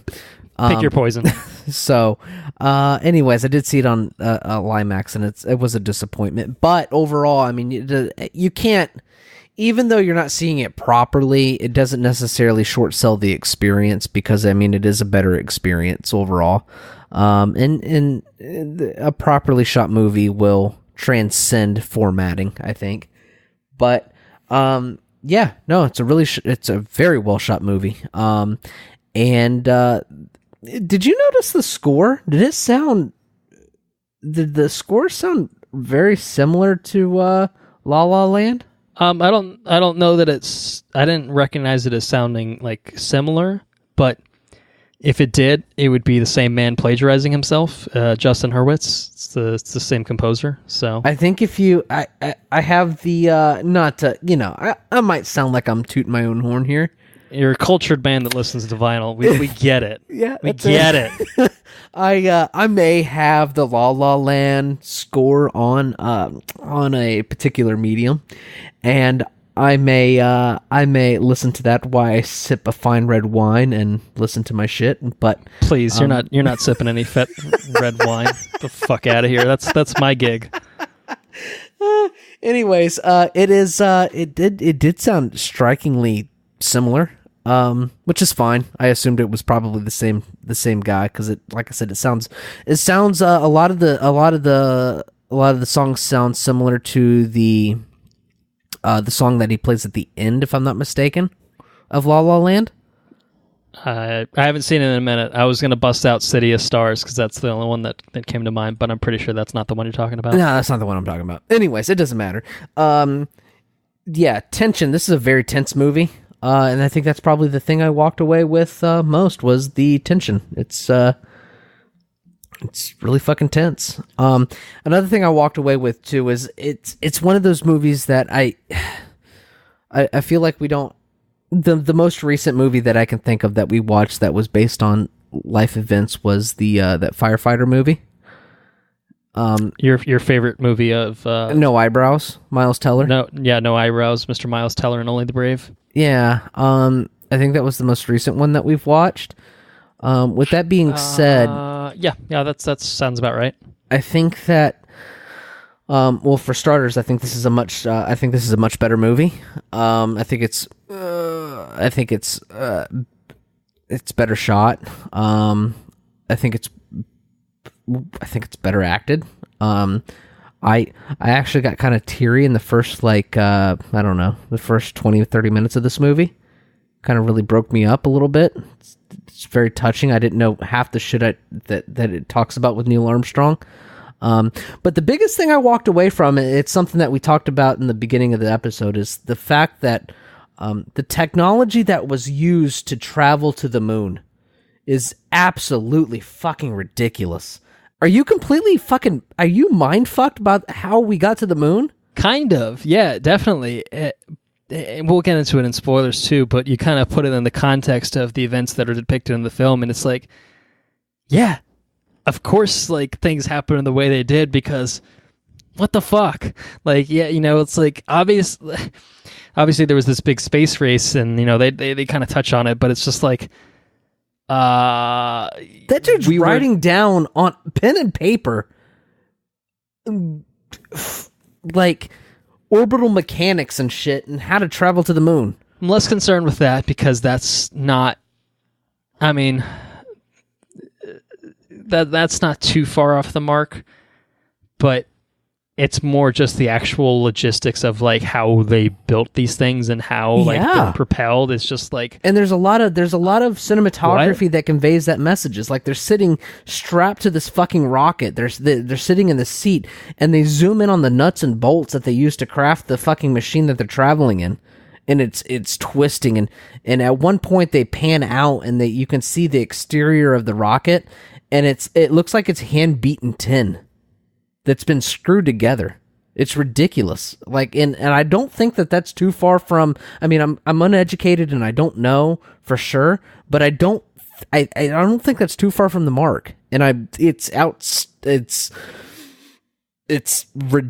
I said, it's absolutely ridiculous. I try not to sound too excited about it, but I mean, it is fucking absurd. It is 100% fucking absurd. Yeah. I don't think there's, obviously we're looking at it with the modern lens, but yeah, you got to look at that, and even for the time, you got to think like, really, like, holy shit, like, I feel the same way, where it's pretty hard to kind of fathom that anyone thought this was okay, because like, let me put it this way, because let's just say that technology today was the way it was as depicted in this film, which I think is probably a pretty good approximation of how it was at that point in time in history. With the current sensibilities as they are, and obviously we're kind of, it's a scenario that's not quite really practicable, but with current sensibilities and technology as it was, people would be like, that's too unsafe, we can't do that. Like, there's just no fucking way. Like, it's just kind of this perfect storm of the political climate of the space race with the Soviets, and the technology, I guess, is theoretically just good enough to allow this to be an actual possibility. And at one time, not just fucking kill everyone that involved. But the wife of Neil Armstrong puts it best: "You're just boys playing with fucking balsa wood models. You have nothing under control," and that's a pretty apt. She's comparison. Not wrong. She's not wrong, is she? Yeah, no, it's nuts. Yeah, I mean, obviously, I guess and I think that's the most tense thing throughout the whole movie. The envelope, but yeah, no, 100%. Yeah, it's fucking nuts. The sound design in this movie is unreal. The tension, and just, I think that's probably what. Like, you're strapping yourself to this fucking thing and you're flying to the moon in this, and it's conveyed so well through just the creaks and the noises and the I think that this is one of those movies that's almost like Mother, where the sense of unease, a lot of it comes from the sound design of the movie. You can just hear how rickety of a piece of shit they're in, flying through space. I mean, it's okay, so I kind of forgot that this was a thing, but you watched something in D-Box a little while back, right? Yeah. Could you imagine watching this fucking movie in D-Box? Like, I think this is the first movie I can think of where I'm like, you know what? I think D-Box might actually add to the experience here. Where, like, if you could fucking feel just like a jerky ass fucking chair, and like the sound effects kind of being around you, don't you think you could kind of It's true. I might want to go back tomorrow and watch this shit in D-Box. Like, it's kind of, funny to think about it that way, but I'm just like, most of the time I just like, D-Box is a fucking stupid gimmick, but I'm just like, you know what? Not necessarily. That could be a pretty solid approximation of just kind of like, just the nature of like doing something like anything that's depicted in this movie. Like, it's just absolutely insane. It is just fucking ridiculous. And I think that's it's so telling of Ryan Gosling's character, Neil Armstrong. If Neil Armstrong is anything like Ryan Gosling, that dude's got nerves of fucking steel, man. I mean, he is just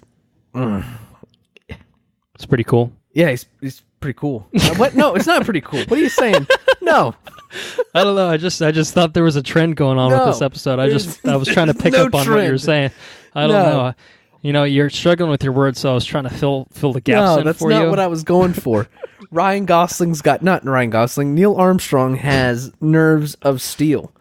Unless it's personal shit, in which case you Or does cry. he have Duke Nukem balls of steel? He might have Duke Nukem, yeah, possibly. But I think it's a very well told. I mean, all tension and stuff's told. I mean, all the space stuff and everything else, which I was really excited for the space stuff. But you end up walking away with just a lot of. You walk away with the tellings of a person, man. I mean, it's Ryan Gosling does a really good job of interpreting a person, and you really feel, at least I really felt, like I got a really good interpretation of how Neil Armstrong is. You know? Oh, I know. He's yeah. It's a very well acted movie. Sound design. I think that this is I think that this may be I do think it is a better movie than Bad Times at the El Royale. I think it's I'm missing my. There's God. The theme of this episode is there's a word that I'm missing when something's really good. Or you're going to use the same word expertly that crafted? is a synonym for expertly crafted to describe this movie. Yeah. I'm trying to help you out here. You know what I'm saying. I know you know what I'm saying. Deep down, you know. But do I? Like, I'm sure I will agree with what this you're movie trying to say. But this is going to be, this one in particular, First Man, is going to be I think it's aimed to be an award-winning movie. All around. I think it's Agreed. It's there it is. Expertly crafted. It's expertly crafted.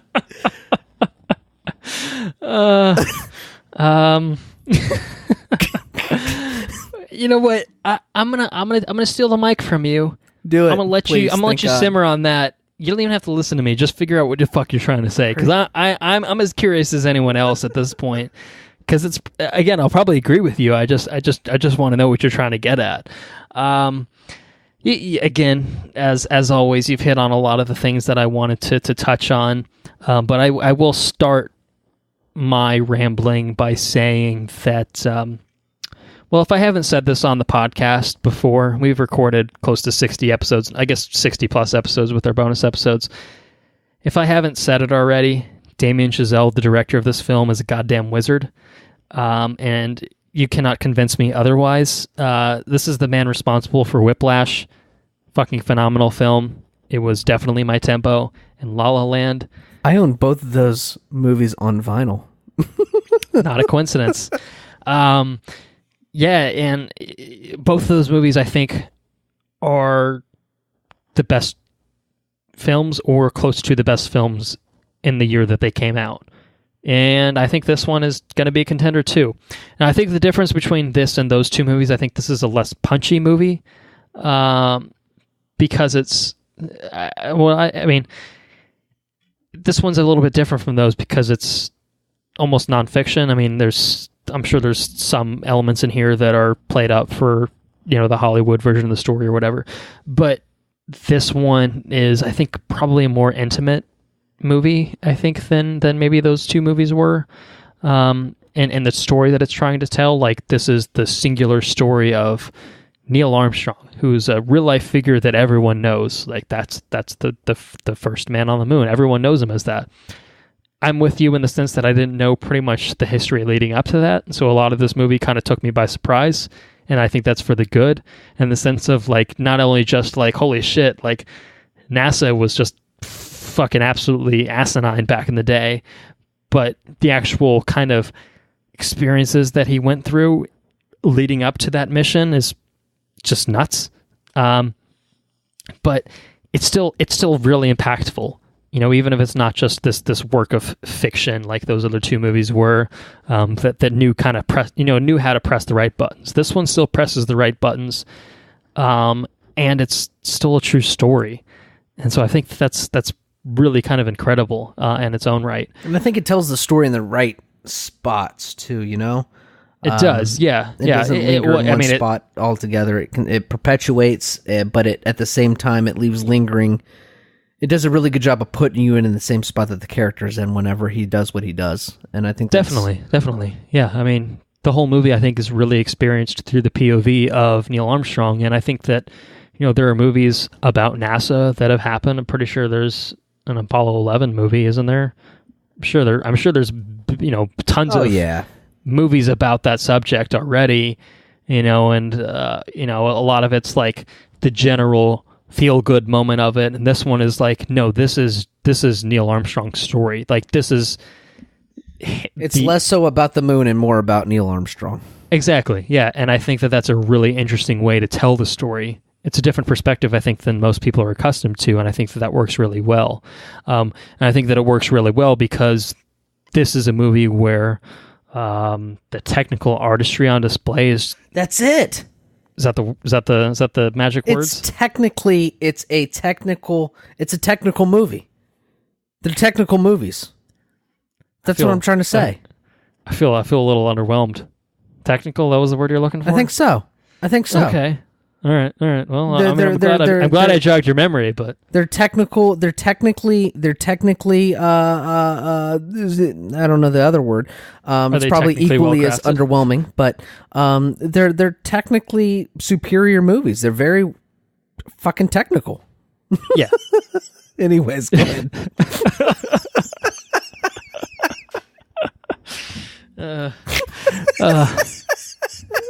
Look, I'm just going to put it on the record. I love you, Andrew, and I love making this podcast with you. It's because of moments like this.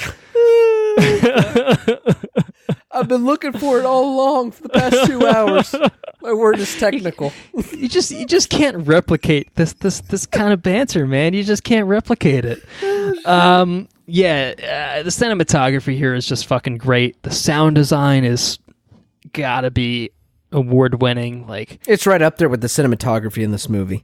It works in tandem because pretty much a lot of this, again, it's told a lot from the pretty much almost exclusively from the POV of Neil Armstrong, and that entails like what his experiences are throughout the various missions that he undertakes, in the course of becoming the first man to land on the moon and walk on the moon. Like, there's a lot that goes into that. We can get into that in spoilers, I think, but it's really just awesome to watch that. Like, I think that, like, again, as someone that didn't really know most of the history of this, it was really interesting to watch it, from the perspective of like, oh fuck, I didn't know that was a thing that happened. But I honestly think that even if you did know what happened, it's equally as rocking. Exactly, you've never seen it depicted in this way before. Like, this is as close as you can get to like being the guy, being Neil Armstrong, like, as part of these missions. Like, it's nuts. And Buzz Aldrin's a fucking dick. Buzz Aldrin, apparently Buzz Aldrin actually is a dick in real life. I didn't realize that was a thing. But again, in my research on the internet, that seems to be a pretty common sentiment, that the dude's a bit of an asshole. And people were like, I'm glad that they made him a bit of an asshole in this movie. Corey Stoll is great. I always appreciate seeing him pop up. I tell you what, man, this cast is fucking phenomenal. It's like, really there's good. A lot of like outside of Ryan Gosling and Claire Foy, like, and Jason Clarke, I think probably maybe as a tertiary character, like, most of them don't get a whole lot to chew on. But it's a really fucking good cast that was just kind of rounded out here. Corey Stoll, as I mentioned, I mean, Buzz isn't in this movie a ton. Obviously, he's pretty pivotal character kind of at the end there, but outside of that, he's only kind of in there, and he's just like that asshole at the spoilers, I guess, but he's just an asshole. Let's put it that way. Right. He's a bit of a dick. Yeah. And I mean, Kyle Chandler again. He's my other boy. Friday Night Lights. Coach Taylor, man. Which one's Kyle Chandler? He's Deke. He was okay. He's the chief. He's the one that kind of phones him right. throughout the movie, and he's great. Shea Wiggum, as we said, was in it very briefly. Ciarán Hinds, I think, was the director of NASA on this. Like, there's a lot of like recognizable faces in this, and I enjoy movies that can assemble kind of like, a lot of these guys aren't like super big name actors or anything like that, but there's a lot of like, I think if you watch this movie, like there's a lot of like, oh, it's that guy. Right. Oh, it's that guy. Like you wouldn't know the actor's name because that's just kind of the role that they typically get, is like the that kind of supporting role that they're really good at, but they're never quite, they're not the Brad Pitts, they're not the Tom Cruises or anything like that, but you need those kind of guys to make a movie like this even better. And I think that this is the type of movie that did that. I think no one felt out of place too, in this movie. Everybody felt very... No, absolutely. Everyone was really well cast, really fitting in their role. Jason Clarke, as I mentioned, was great. And, the two leads, Ryan Gosling, just fucking owned that role. And Claire Foy was every bit his equal. So there's a lot of technical stuff going on. A lot of technically well-crafted things happening in this movie. I would say another wise drunk man might say that as well. That's pretty technical. Shit's pretty technical, man. It's all a little complicated. But it's a bit technical. Didn't you get the memo? That's it. Would you recommend seeing this in theaters? This is a movie that once again is I think a lot of people might go to this movie and say it's really fucking boring. I think they might not really like this movie. Fuck them. I recommend this movie. I think you should see this movie in the biggest, loudest format you possibly can. I think it's absolutely worth it. Which would be IMAX. IMAX, yes. Yeah. It's a technical masterpiece, I think. It's a really fucking good movie. And I think that's Damien Chazelle, to a T. Like, it's a different kind of technical, I think, masterpiece than both. It's a slow burn. It is. It's not as punchy or anything else, but it's tension is the tension in the movie is consistent throughout the film. It doesn't end with a holy shit moment. It just ends with a dour kind of fucking sad and kind of intimate moment. But it's well deserved, and I think it's the dude's really fucking talented, man. He's a really good storyteller. He is, yeah, and I think this is a testament to his storytelling strengths. Right, to take a story like this, which, to be fair, I mean, this is a pretty good real life story. It's a larger than life fucking story too. Definitely, yeah, absolutely. And I think it plays like that, and I think that you should visit the most larger than life screen you can find, which hopefully is an IMAX, because, well, I mean, there's a particular sequence in this film that's filmed with the IMAX format that I think justifies it alone. But in general, I would say that this is a movie, I think, again, people know Neil Armstrong, and I think this is a really good look at Neil Armstrong the person instead of just Neil Armstrong the legend. And so I think people owe it to themselves to see this movie. Oh, thank you. Neil Armstrong the man, and not, what'd you say? Neil Armstrong the legend. Yeah, it's fucking deep, dude. It's real good. It's true, though. It's true. So I think that this is, compared to Bad Times, this is a much more approachable film, I would say, for the general audiences. I do agree with you that, yeah, I mean, I could definitely see people seeing this movie as kind of slow and all that, but I don't have any issue recommending people seeing this in theaters. I think that I would agree. This is, I enjoyed this more than Bad Times. So did I. But I think they're both really great films, so I don't want to take away from that. I think that this is probably a little bit more approachable. It's more refined. It did make twice as much money, so I'm probably on the right track. Spoilers? Yeah, I mean, there's a little bit to talk about. So full spoilers. Oh, hold on. Full spoilers for First Man. Yeah, that's it. I almost forgot. I was going to say, it would have been bad if I forgot within the only episode that I've done that before. But I there's not a whole lot to talk about here. But I think that the whole movie centers around Neil Armstrong, at least it's kind of tethered to Neil Armstrong's daughter dying. And like, that's a pretty fucking brutal way to more or less start your movie, you know? And obviously kind of the resolution of that with the moonwalk is pretty, it really sells it. I think it really sells his whole journey. He's a guy that kind of fucking suppresses all of his shit, you know? Yeah.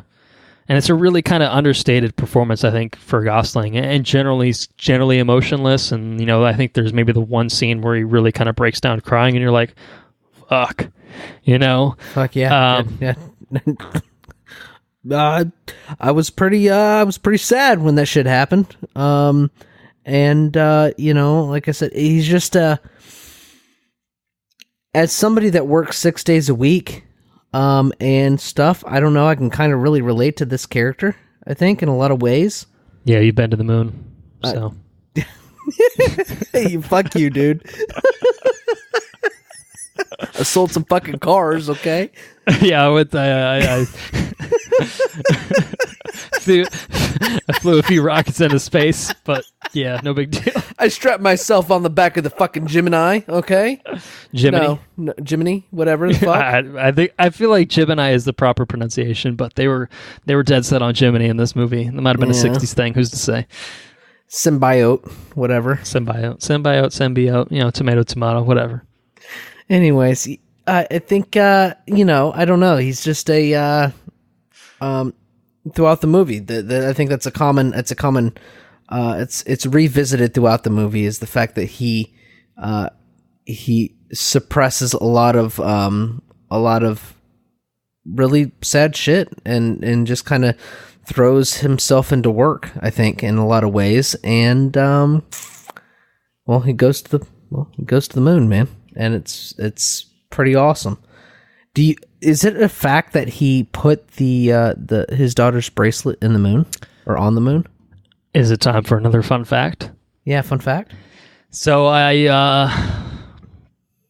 read an interview with Damien Chazelle, who said that could be somewhat of an embellishment. Oh, fuck you, Damien! Come on, man. So basically, again, this movie is based off of the kind of biography of Neil Armstrong that was written by James R. Hansen. And basically, it was his, I don't want to say speculation because I think that's somewhat misleading, but basically his understanding that that's kind of what happened. But there's, like, Neil Armstrong himself has never admitted as much.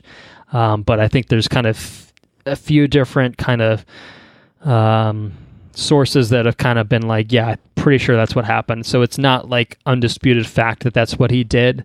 But basically, I think what Damien Chazelle basically said was like, you know, they didn't write that as like a thing that like we just made it up because it felt like a good ending of the story. Like we heard that told to us, and we're like, and then they kind of latched onto that, like, oh, that's the point the point we build toward. Like that's the moment at the end that we know that we have to pay off. So I think that kind of constructed retroactively, I think, kind of a lot of what the rest of the movie is. And it's a really fucking strong storytelling beat. Sure, absolutely. So even if it's not, I guess, true, I think that I would not be upset with that as an embellishment. That much more of a, I don't know. Well, I mean, it really just, it sells the whole focal point of the movie. Absolutely. It's a pretty powerful moment. Yeah. I don't know. Kudos to his wife, like Neil Armstrong's wife being such a strong woman. I don't know. I found that relationship very, I don't know. I think the relationship's really compelling and interesting. It's got an interesting dynamic. You know, I mean, there's so many aspects of Neil that are interesting. The fact that, I mean, for the sake of the United States and for the sake of history, there's a lot of reasons to do what he's done. But there's a lot of personal reasons why he does it, you know, and at home, his wife is raising 2 kids, you know, and she says at one point that she just wanted to marry him to have a normal life, and she got everything but a normal life. And, but she sticks with it, and and she supports him, and I think that's I don't know, I think it's a really interesting dynamic and a very well told. I don't know. It adds to the story building and everything else. I think it's really well told. No, I agree with that. They did get divorced about 20 years after the events of the movie, but I could equally see that. But I think that well, there's obviously tension in their relationship, and I think that a lot of the values of the time are you work your shit out. You know, it's less kind of what you see now of, you know, you just get up and go. You know. No, but she, they I don't. Neil maybe wasn't the best of. Maybe he wasn't the best father or best lover. No, it's pretty telling that basically his goodbye to his sons, perhaps, is basically the interview. You know him at the press conference. Like he's having a press conference with his kids of like, yeah, I might not come back. You know, like that's kind of telling of where he was, you know, in relation to his family, which, you know, to be fair, he did get pretty emotionally rocked with the death of his daughter, you know? No, and absolutely. And like you know, you center your movie around that, and that's your anchor point, and it makes sense, you know, why he's so troubled. About a multifaceted, real, true to life character. Who do we talk about? Jackson Maine, Bradley Cooper. Yeah. And I think Neil Armstrong here, played by Ryan Gosling, is a equally multifaceted, true to life character.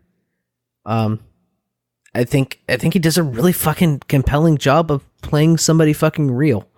And I don't know, man. It's just week after week, these past 2 weeks, they've just been very emotionally compelling movies, man. They're really fucking good. Right in the feels. Yeah, right in the feels. Not, you know, this one had a feels moment with the death of the daughter, and that was the only time I really got emotional where I was emotional, I think, the whole entire time I watched A Star Is Born. But at the same time, this one had... I don't think this one was centered over your emotional responses more so as it was tension and stuff. I think tension was a centerpiece in this movie. But God, it's a really good film. It's technically well crafted. I actually think that there are a lot of emotional moments in this movie that just further kind of add to, you know, they're subtle. They're much more subtle. Yeah, and I don't think they're kind of the in-your-face kind of type things of like, you know, like they make you break down in tears. But like, I would say it's pretty much every 20 to 30 minutes in this movie that someone relatively close to Neil Armstrong dies. Yeah, it's from some NASA accident or another. Like it's like one after the other. Like it's just a matter of time until someone dies. Hell, it's a matter of time until Neil Armstrong himself probably gets killed doing one of these things. And obviously, you know, didn't happen. But for all these other guys that kind of became part of the Gemini project, it's just kind of like any one of those guys thought that it could be the Neil Armstrong that, you know, we think of the Neil Armstrong today. You know, and it's interesting. That's why I think that's why probably his family gets detached. Yeah, well, that's why he gets detached from his family too, is because he's desensitized by just death. Yeah, and sacrifices he makes. You know, at one point his son fucking shakes his hand, doesn't even give him a hug. You know, yeah, and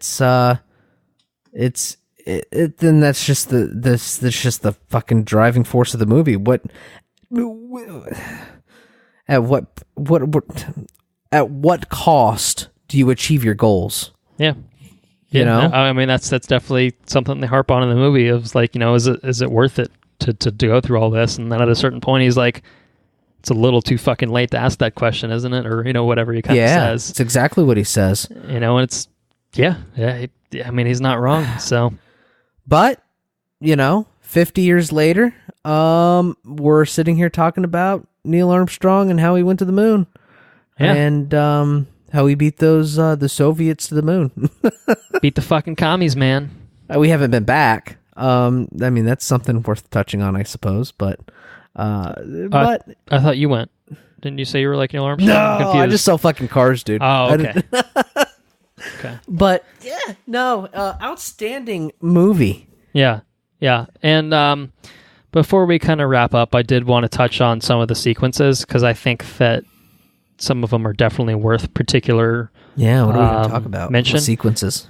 Well, so I wanted to talk about the Gemini 8 sequence. That's the one where they attempt the docking, and then they have to undock. Yeah, and then it starts spinning. Like, that was fucking nuts. Like, that was super intense. Like, oh, well, he's still got to walk on the moon, so he's going to get out of this somehow. But again, as someone that didn't really know the history of this, like, I didn't know that was a thing, and just the way that was depicted, and just like the gradual ramping up of that spinning, and just kind of the cross-cutting between like in the cockpit and then like just the boo boo boo boo, I'm like, no, it's super brutal, fucking awesome, super brutal, really, all really, of it. really any of the cool. Any of the sequences where that guy is in a fucking super small, cramped up space, and does a really good job of that too. They center in on the noises of the bolts and stuff creaking and crackling, and it's super claustrophobic. Just yes. like every time you're like, just the way that like they strap in, I'm like, oh my god, like people. And at one point they're like, listen, can I get a Swiss Army knife, please? I need to get this Swiss Army knife. Are you fucking kidding me? Yeah, I mean, how about the first sequence, the very first one, where he goes up there and he's got that he's flying and he's like tethered to the bottom of a jet or a plane, and then they drop him and it's silence, and then he flips the booster, poof, and everything creaks and rattles, and then he exits the atmosphere, and then he can't fucking re-enter, and he has to figure out a way to get back into the atmosphere, so he flips his like oxygen or whatever the fuck it is, and it boosts him back in, but it boosts him in crooked. Oh man, it is just it's so unbelievably nerve-wracking. And one thing that they didn't touch about, I think they touched about it in the what movie was it? Was it Apollo 11 or whatever it was with Forrest Gump? Is it Apollo 13? Was it Apollo 13? Yeah, Tom Hanks. Yeah, where they try to get back to Earth and it's all fucked up. And they don't have enough energy and stuff, so they have to start cutting power and everything else to get back to Earth. Is that a totally different mission? Yeah, that's so I think Apollo 11 is the moon first mission, time? and then 13 is obviously shortly afterward. Okay, all right. Well, never mind. I digress then. But yeah, I mean, just the intense moments, man. Anytime he is in the cockpit of any sort of ship, it is super claustrophobic and super tense. And they do such a good job of building on the character. Not only do you find yourself thinking about the person and just the situation that they're in, but you think about everything, all the consequences and stuff too. At one time, are we in spoilers? I can't remember. Yeah, we are. Okay. How about when the fucking thing blew up? Yes. Where his buddy burned up in the thing and just goes, whoo! Apollo 1, like, dude, that was... Whew. That was pretty shit. Yeah, that was rough. Because, again, it was filmed in that same manner of, like, here's this cockpit POV, like, we're going to strap you in for the action, and then, oh shit, there's a fire, and then, like, boom. It just fucking, like, 20 seconds, just... Yeah. That was harrowing.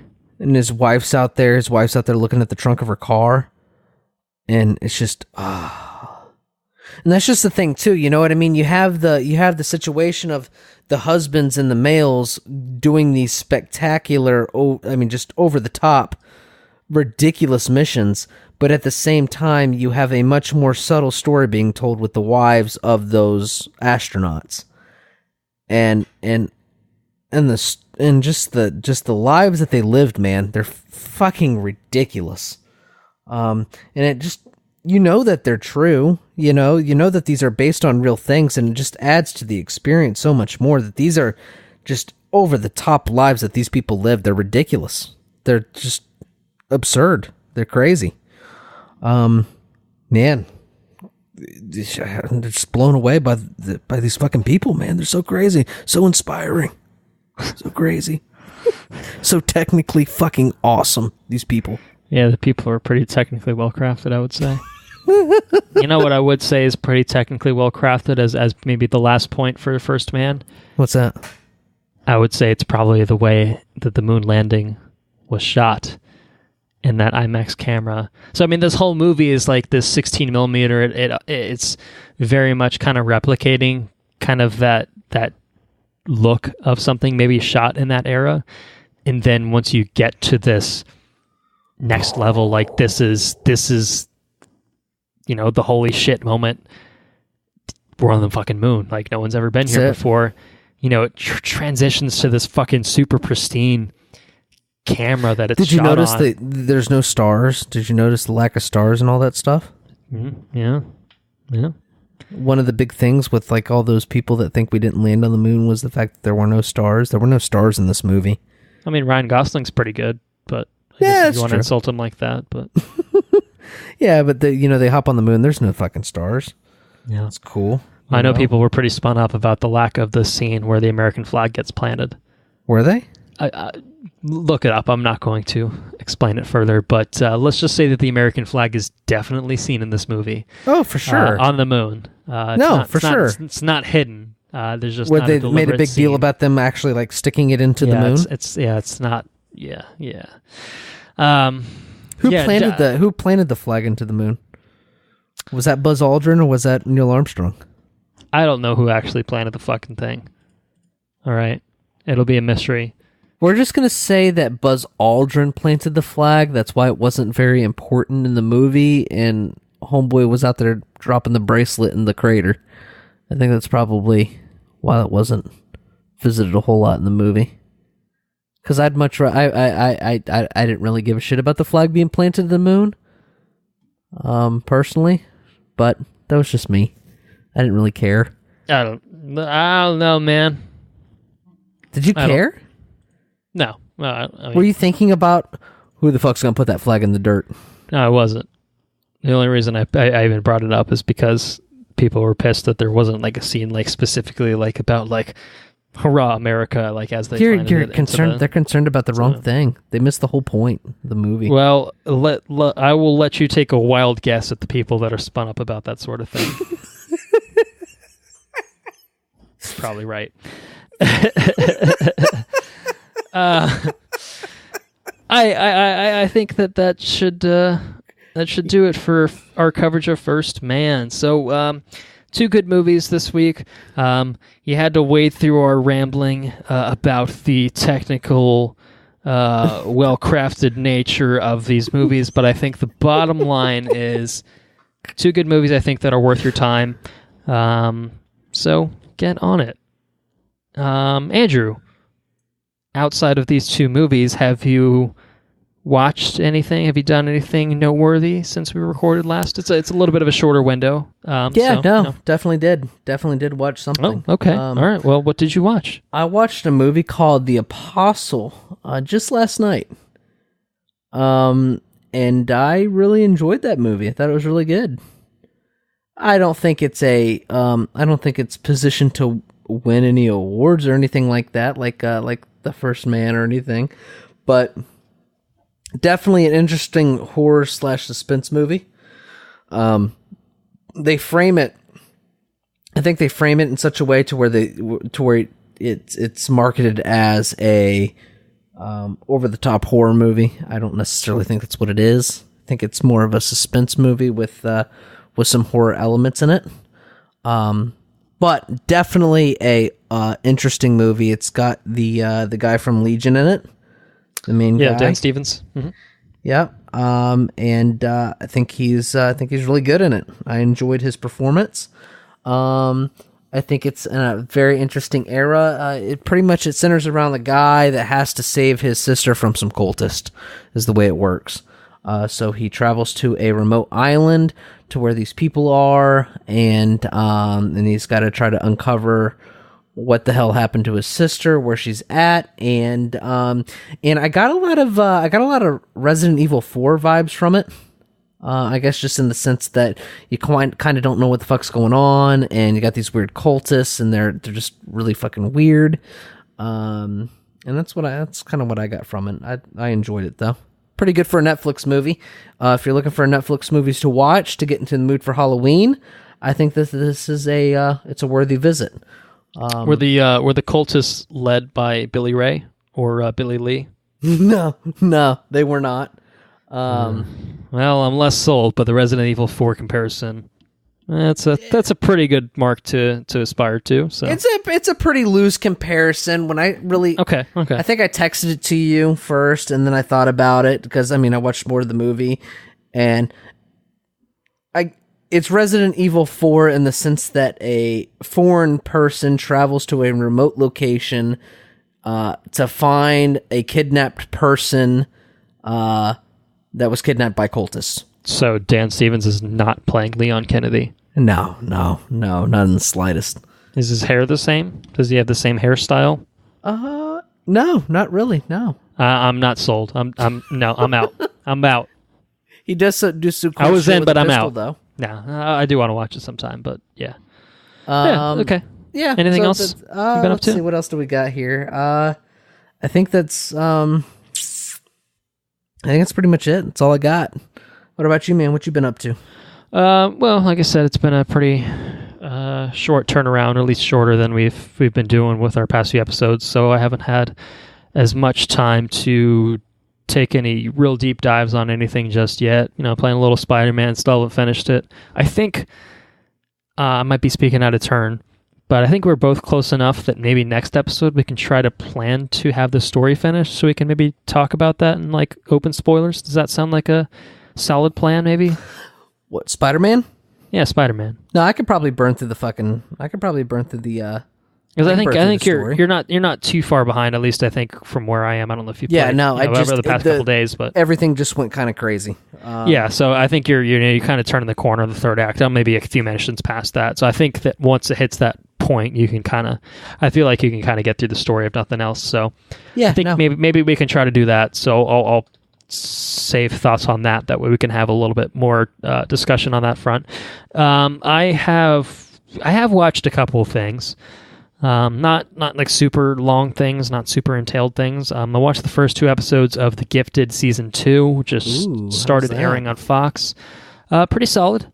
It's a show that kind of won me over by the end of its first season, where it was kind of okay for a while, and then it kind of leaned a little bit more into its comic book roots, and I enjoyed it more once it kind of had its stride towards the back half of the season, and I feel like it's a little bit more akin to that, the back half.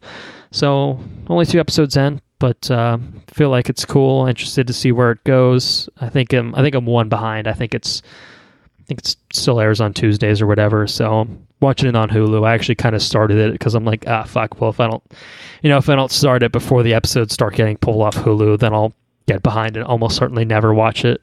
So I kind of was looking for something to watch, so I ended up watching that. But I've also been watching a show by the name of Check It Out. Check It Out? With Dr. Steve Brule, which is fucking hilarious. So, are you familiar with Tim and Eric's awesome show at all on Adult Swim? I know about Steve Brule. He's been around for a while, yeah? I think the show itself started airing in like 2012 or something like that. Yeah, I'm familiar with this guy. So, there's this show started as a spinoff of Tim and Eric's show. It's John C. Reilly as Dr. Steve Brule. Yeah. And I've watched the first season of it. So each episode's like 12 minutes long. So like this first season was 6 episodes. It's like an hour basically or so of content. And it's hilarious.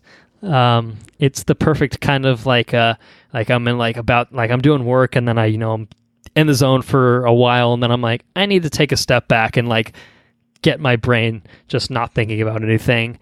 And so I watch an episode of Check It Out with Dr. Steve Brule. Instant reset. Instant reset. It's fucking amazing. Just go to YouTube and search for Steve Brule, Brule. If you have no idea what I'm talking about, I kind of just like got hooked like watching a YouTube video. I'm like, I kind of want to watch this whole thing. And like the whole thing's free on Adult Swim's website, so worked out well. But I I would say that if you don't like this show, then you're probably just a hunk who thinks he knows everything about everything. You're probably a terrible human being. Yeah. Turns out just hunks, so. That's probably not fair. There's probably a lot of people that won't like Dr. Steve Brule. They'll probably think it's stupid. I know. That's like the Eric Andre show. I think that shit is hysterical. I think it's so great. I know. But a lot of people probably think that's really fucking weird and stupid. Maybe they just don't have a sense of humor. Maybe they're dead on the inside. Maybe that's what it is. I don't have to say anything.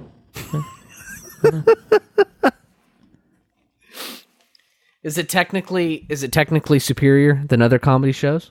No, it's got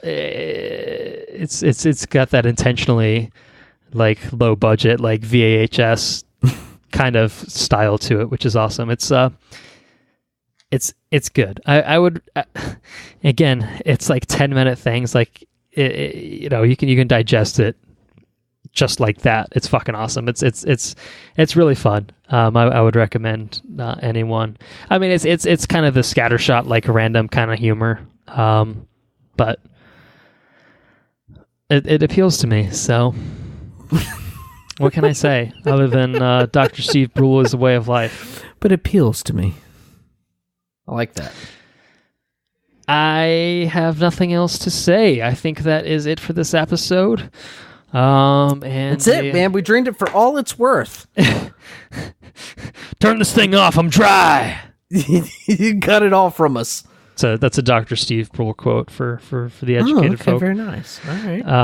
See what you did there. I'll send you the YouTube link of that because the context of it makes it even better. Thank you all for listening to this episode. This might be the most drunken, rambly episode we've ever done because I'm feeling a little loose. I can tell you're feeling a little loose over there. I'm a little loose. Yeah, feeling pretty good. It's 1:00. I got to go to work tomorrow. God damn. I got to go to school tomorrow, man. So, we're not too far off from each other. But in the interest of ending this episode and giving everyone where they need to be, I will say that if you enjoyed what you heard, you should spread the word. You could also leave us a review. I don't think I've suggested anyone leave us a review. Maybe this isn't the best episode to suggest people leave a review because typically at least one of us is not super sloppy. But iTunes, Google Play, however you're listening to us, that would be cool. We like to feel good, and if we get like a nice 5-star review, that makes us feel good. Makes us feel like, okay, yeah, there was a random person that listened to this, kind of laughed at it maybe a couple times because they're like, I thought that was a technically well-crafted podcast episode. I'm going to give it 5 stars. And we would appreciate if you did that. We'd also appreciate if you support us on Patreon. If you are so inclined, watchreviewrepeat.com, premium tab, become a patron button. Dark Knight Trilogy bonus episode is up. We're going to be doing a Halloween themed bonus episode soon, of which we still have yet to exactly figure out the details on it, but we have some ideas swirling around, or we know exactly what we're doing. One of the two, you pick, or just like that candy you get in your pillowcase. You don't know what you're getting. You don't know what you're getting for Halloween themed bonus episode either. Yeah, it's gonna be a surprise. We're not gonna tell you. We're just gonna tell you that it's coming, and it's gonna come around Halloween. And it's going to be good. Hopefully right on Halloween, if we can time it right. But we're not the greatest at timing, but we'll figure it out. WatchReviewRepeat.com is our website. Social media, you can follow us on Twitter at WRRPod. Facebook, you can like us at Watch Review Repeat. If you have questions, comments, or suggestions, please send those to watchreviewrepeat@gmail.com. Intro and outro track is Mechanilinth by Kevin MacLeod, licensed under the Creative Commons by Attribution 3.0 license. In our next episode will also be very Halloween-centric because it's going to be about Halloween. Halloween like the holiday? No, dingus. It's going to be about Halloween, the 2018 film that's a sequel to the Halloween 1978 film. That's not related to the Halloween 2008 Rob Zombie film. Movie? Look, there's 3 movies called Halloween. It's fine. They came out in different years, and that's the way to distinguish them. What years they came out in, I don't know, but the one we're going to be talking about came out in 2018 or will come out in 2018. I can tell you that much. We're going to be talking Halloween about parentheses 2018. Halloween parentheses 2018. We might have to brand it as such because otherwise people are going to be like, what's going on here? I don't understand what movie is this. Don't blame us. Blame the people that decided to just make the fucking 3 different movies titled exactly the same way. Like, this one's titled Halloween parentheses 2018. It's gonna have to be. So that's the way the sometime cookie this week crumbles. is what you're telling me. Around Thursday or Friday, I'm going to go see Halloween parentheses 2018. Yeah, I mean, I might even watch Halloween parentheses 1978 prior to that too. I think that's probably a good idea. That way we can kind of give a good comparison between Halloween parentheses 1978 and parentheses 2018. So it might even be like a Halloween double feature. I mean, we've been doing double features for all of Halloween, 2 episodes in a row. So yeah. All right. Yeah. Well, Halloween. All right. Later's on the Menjay. Halloween.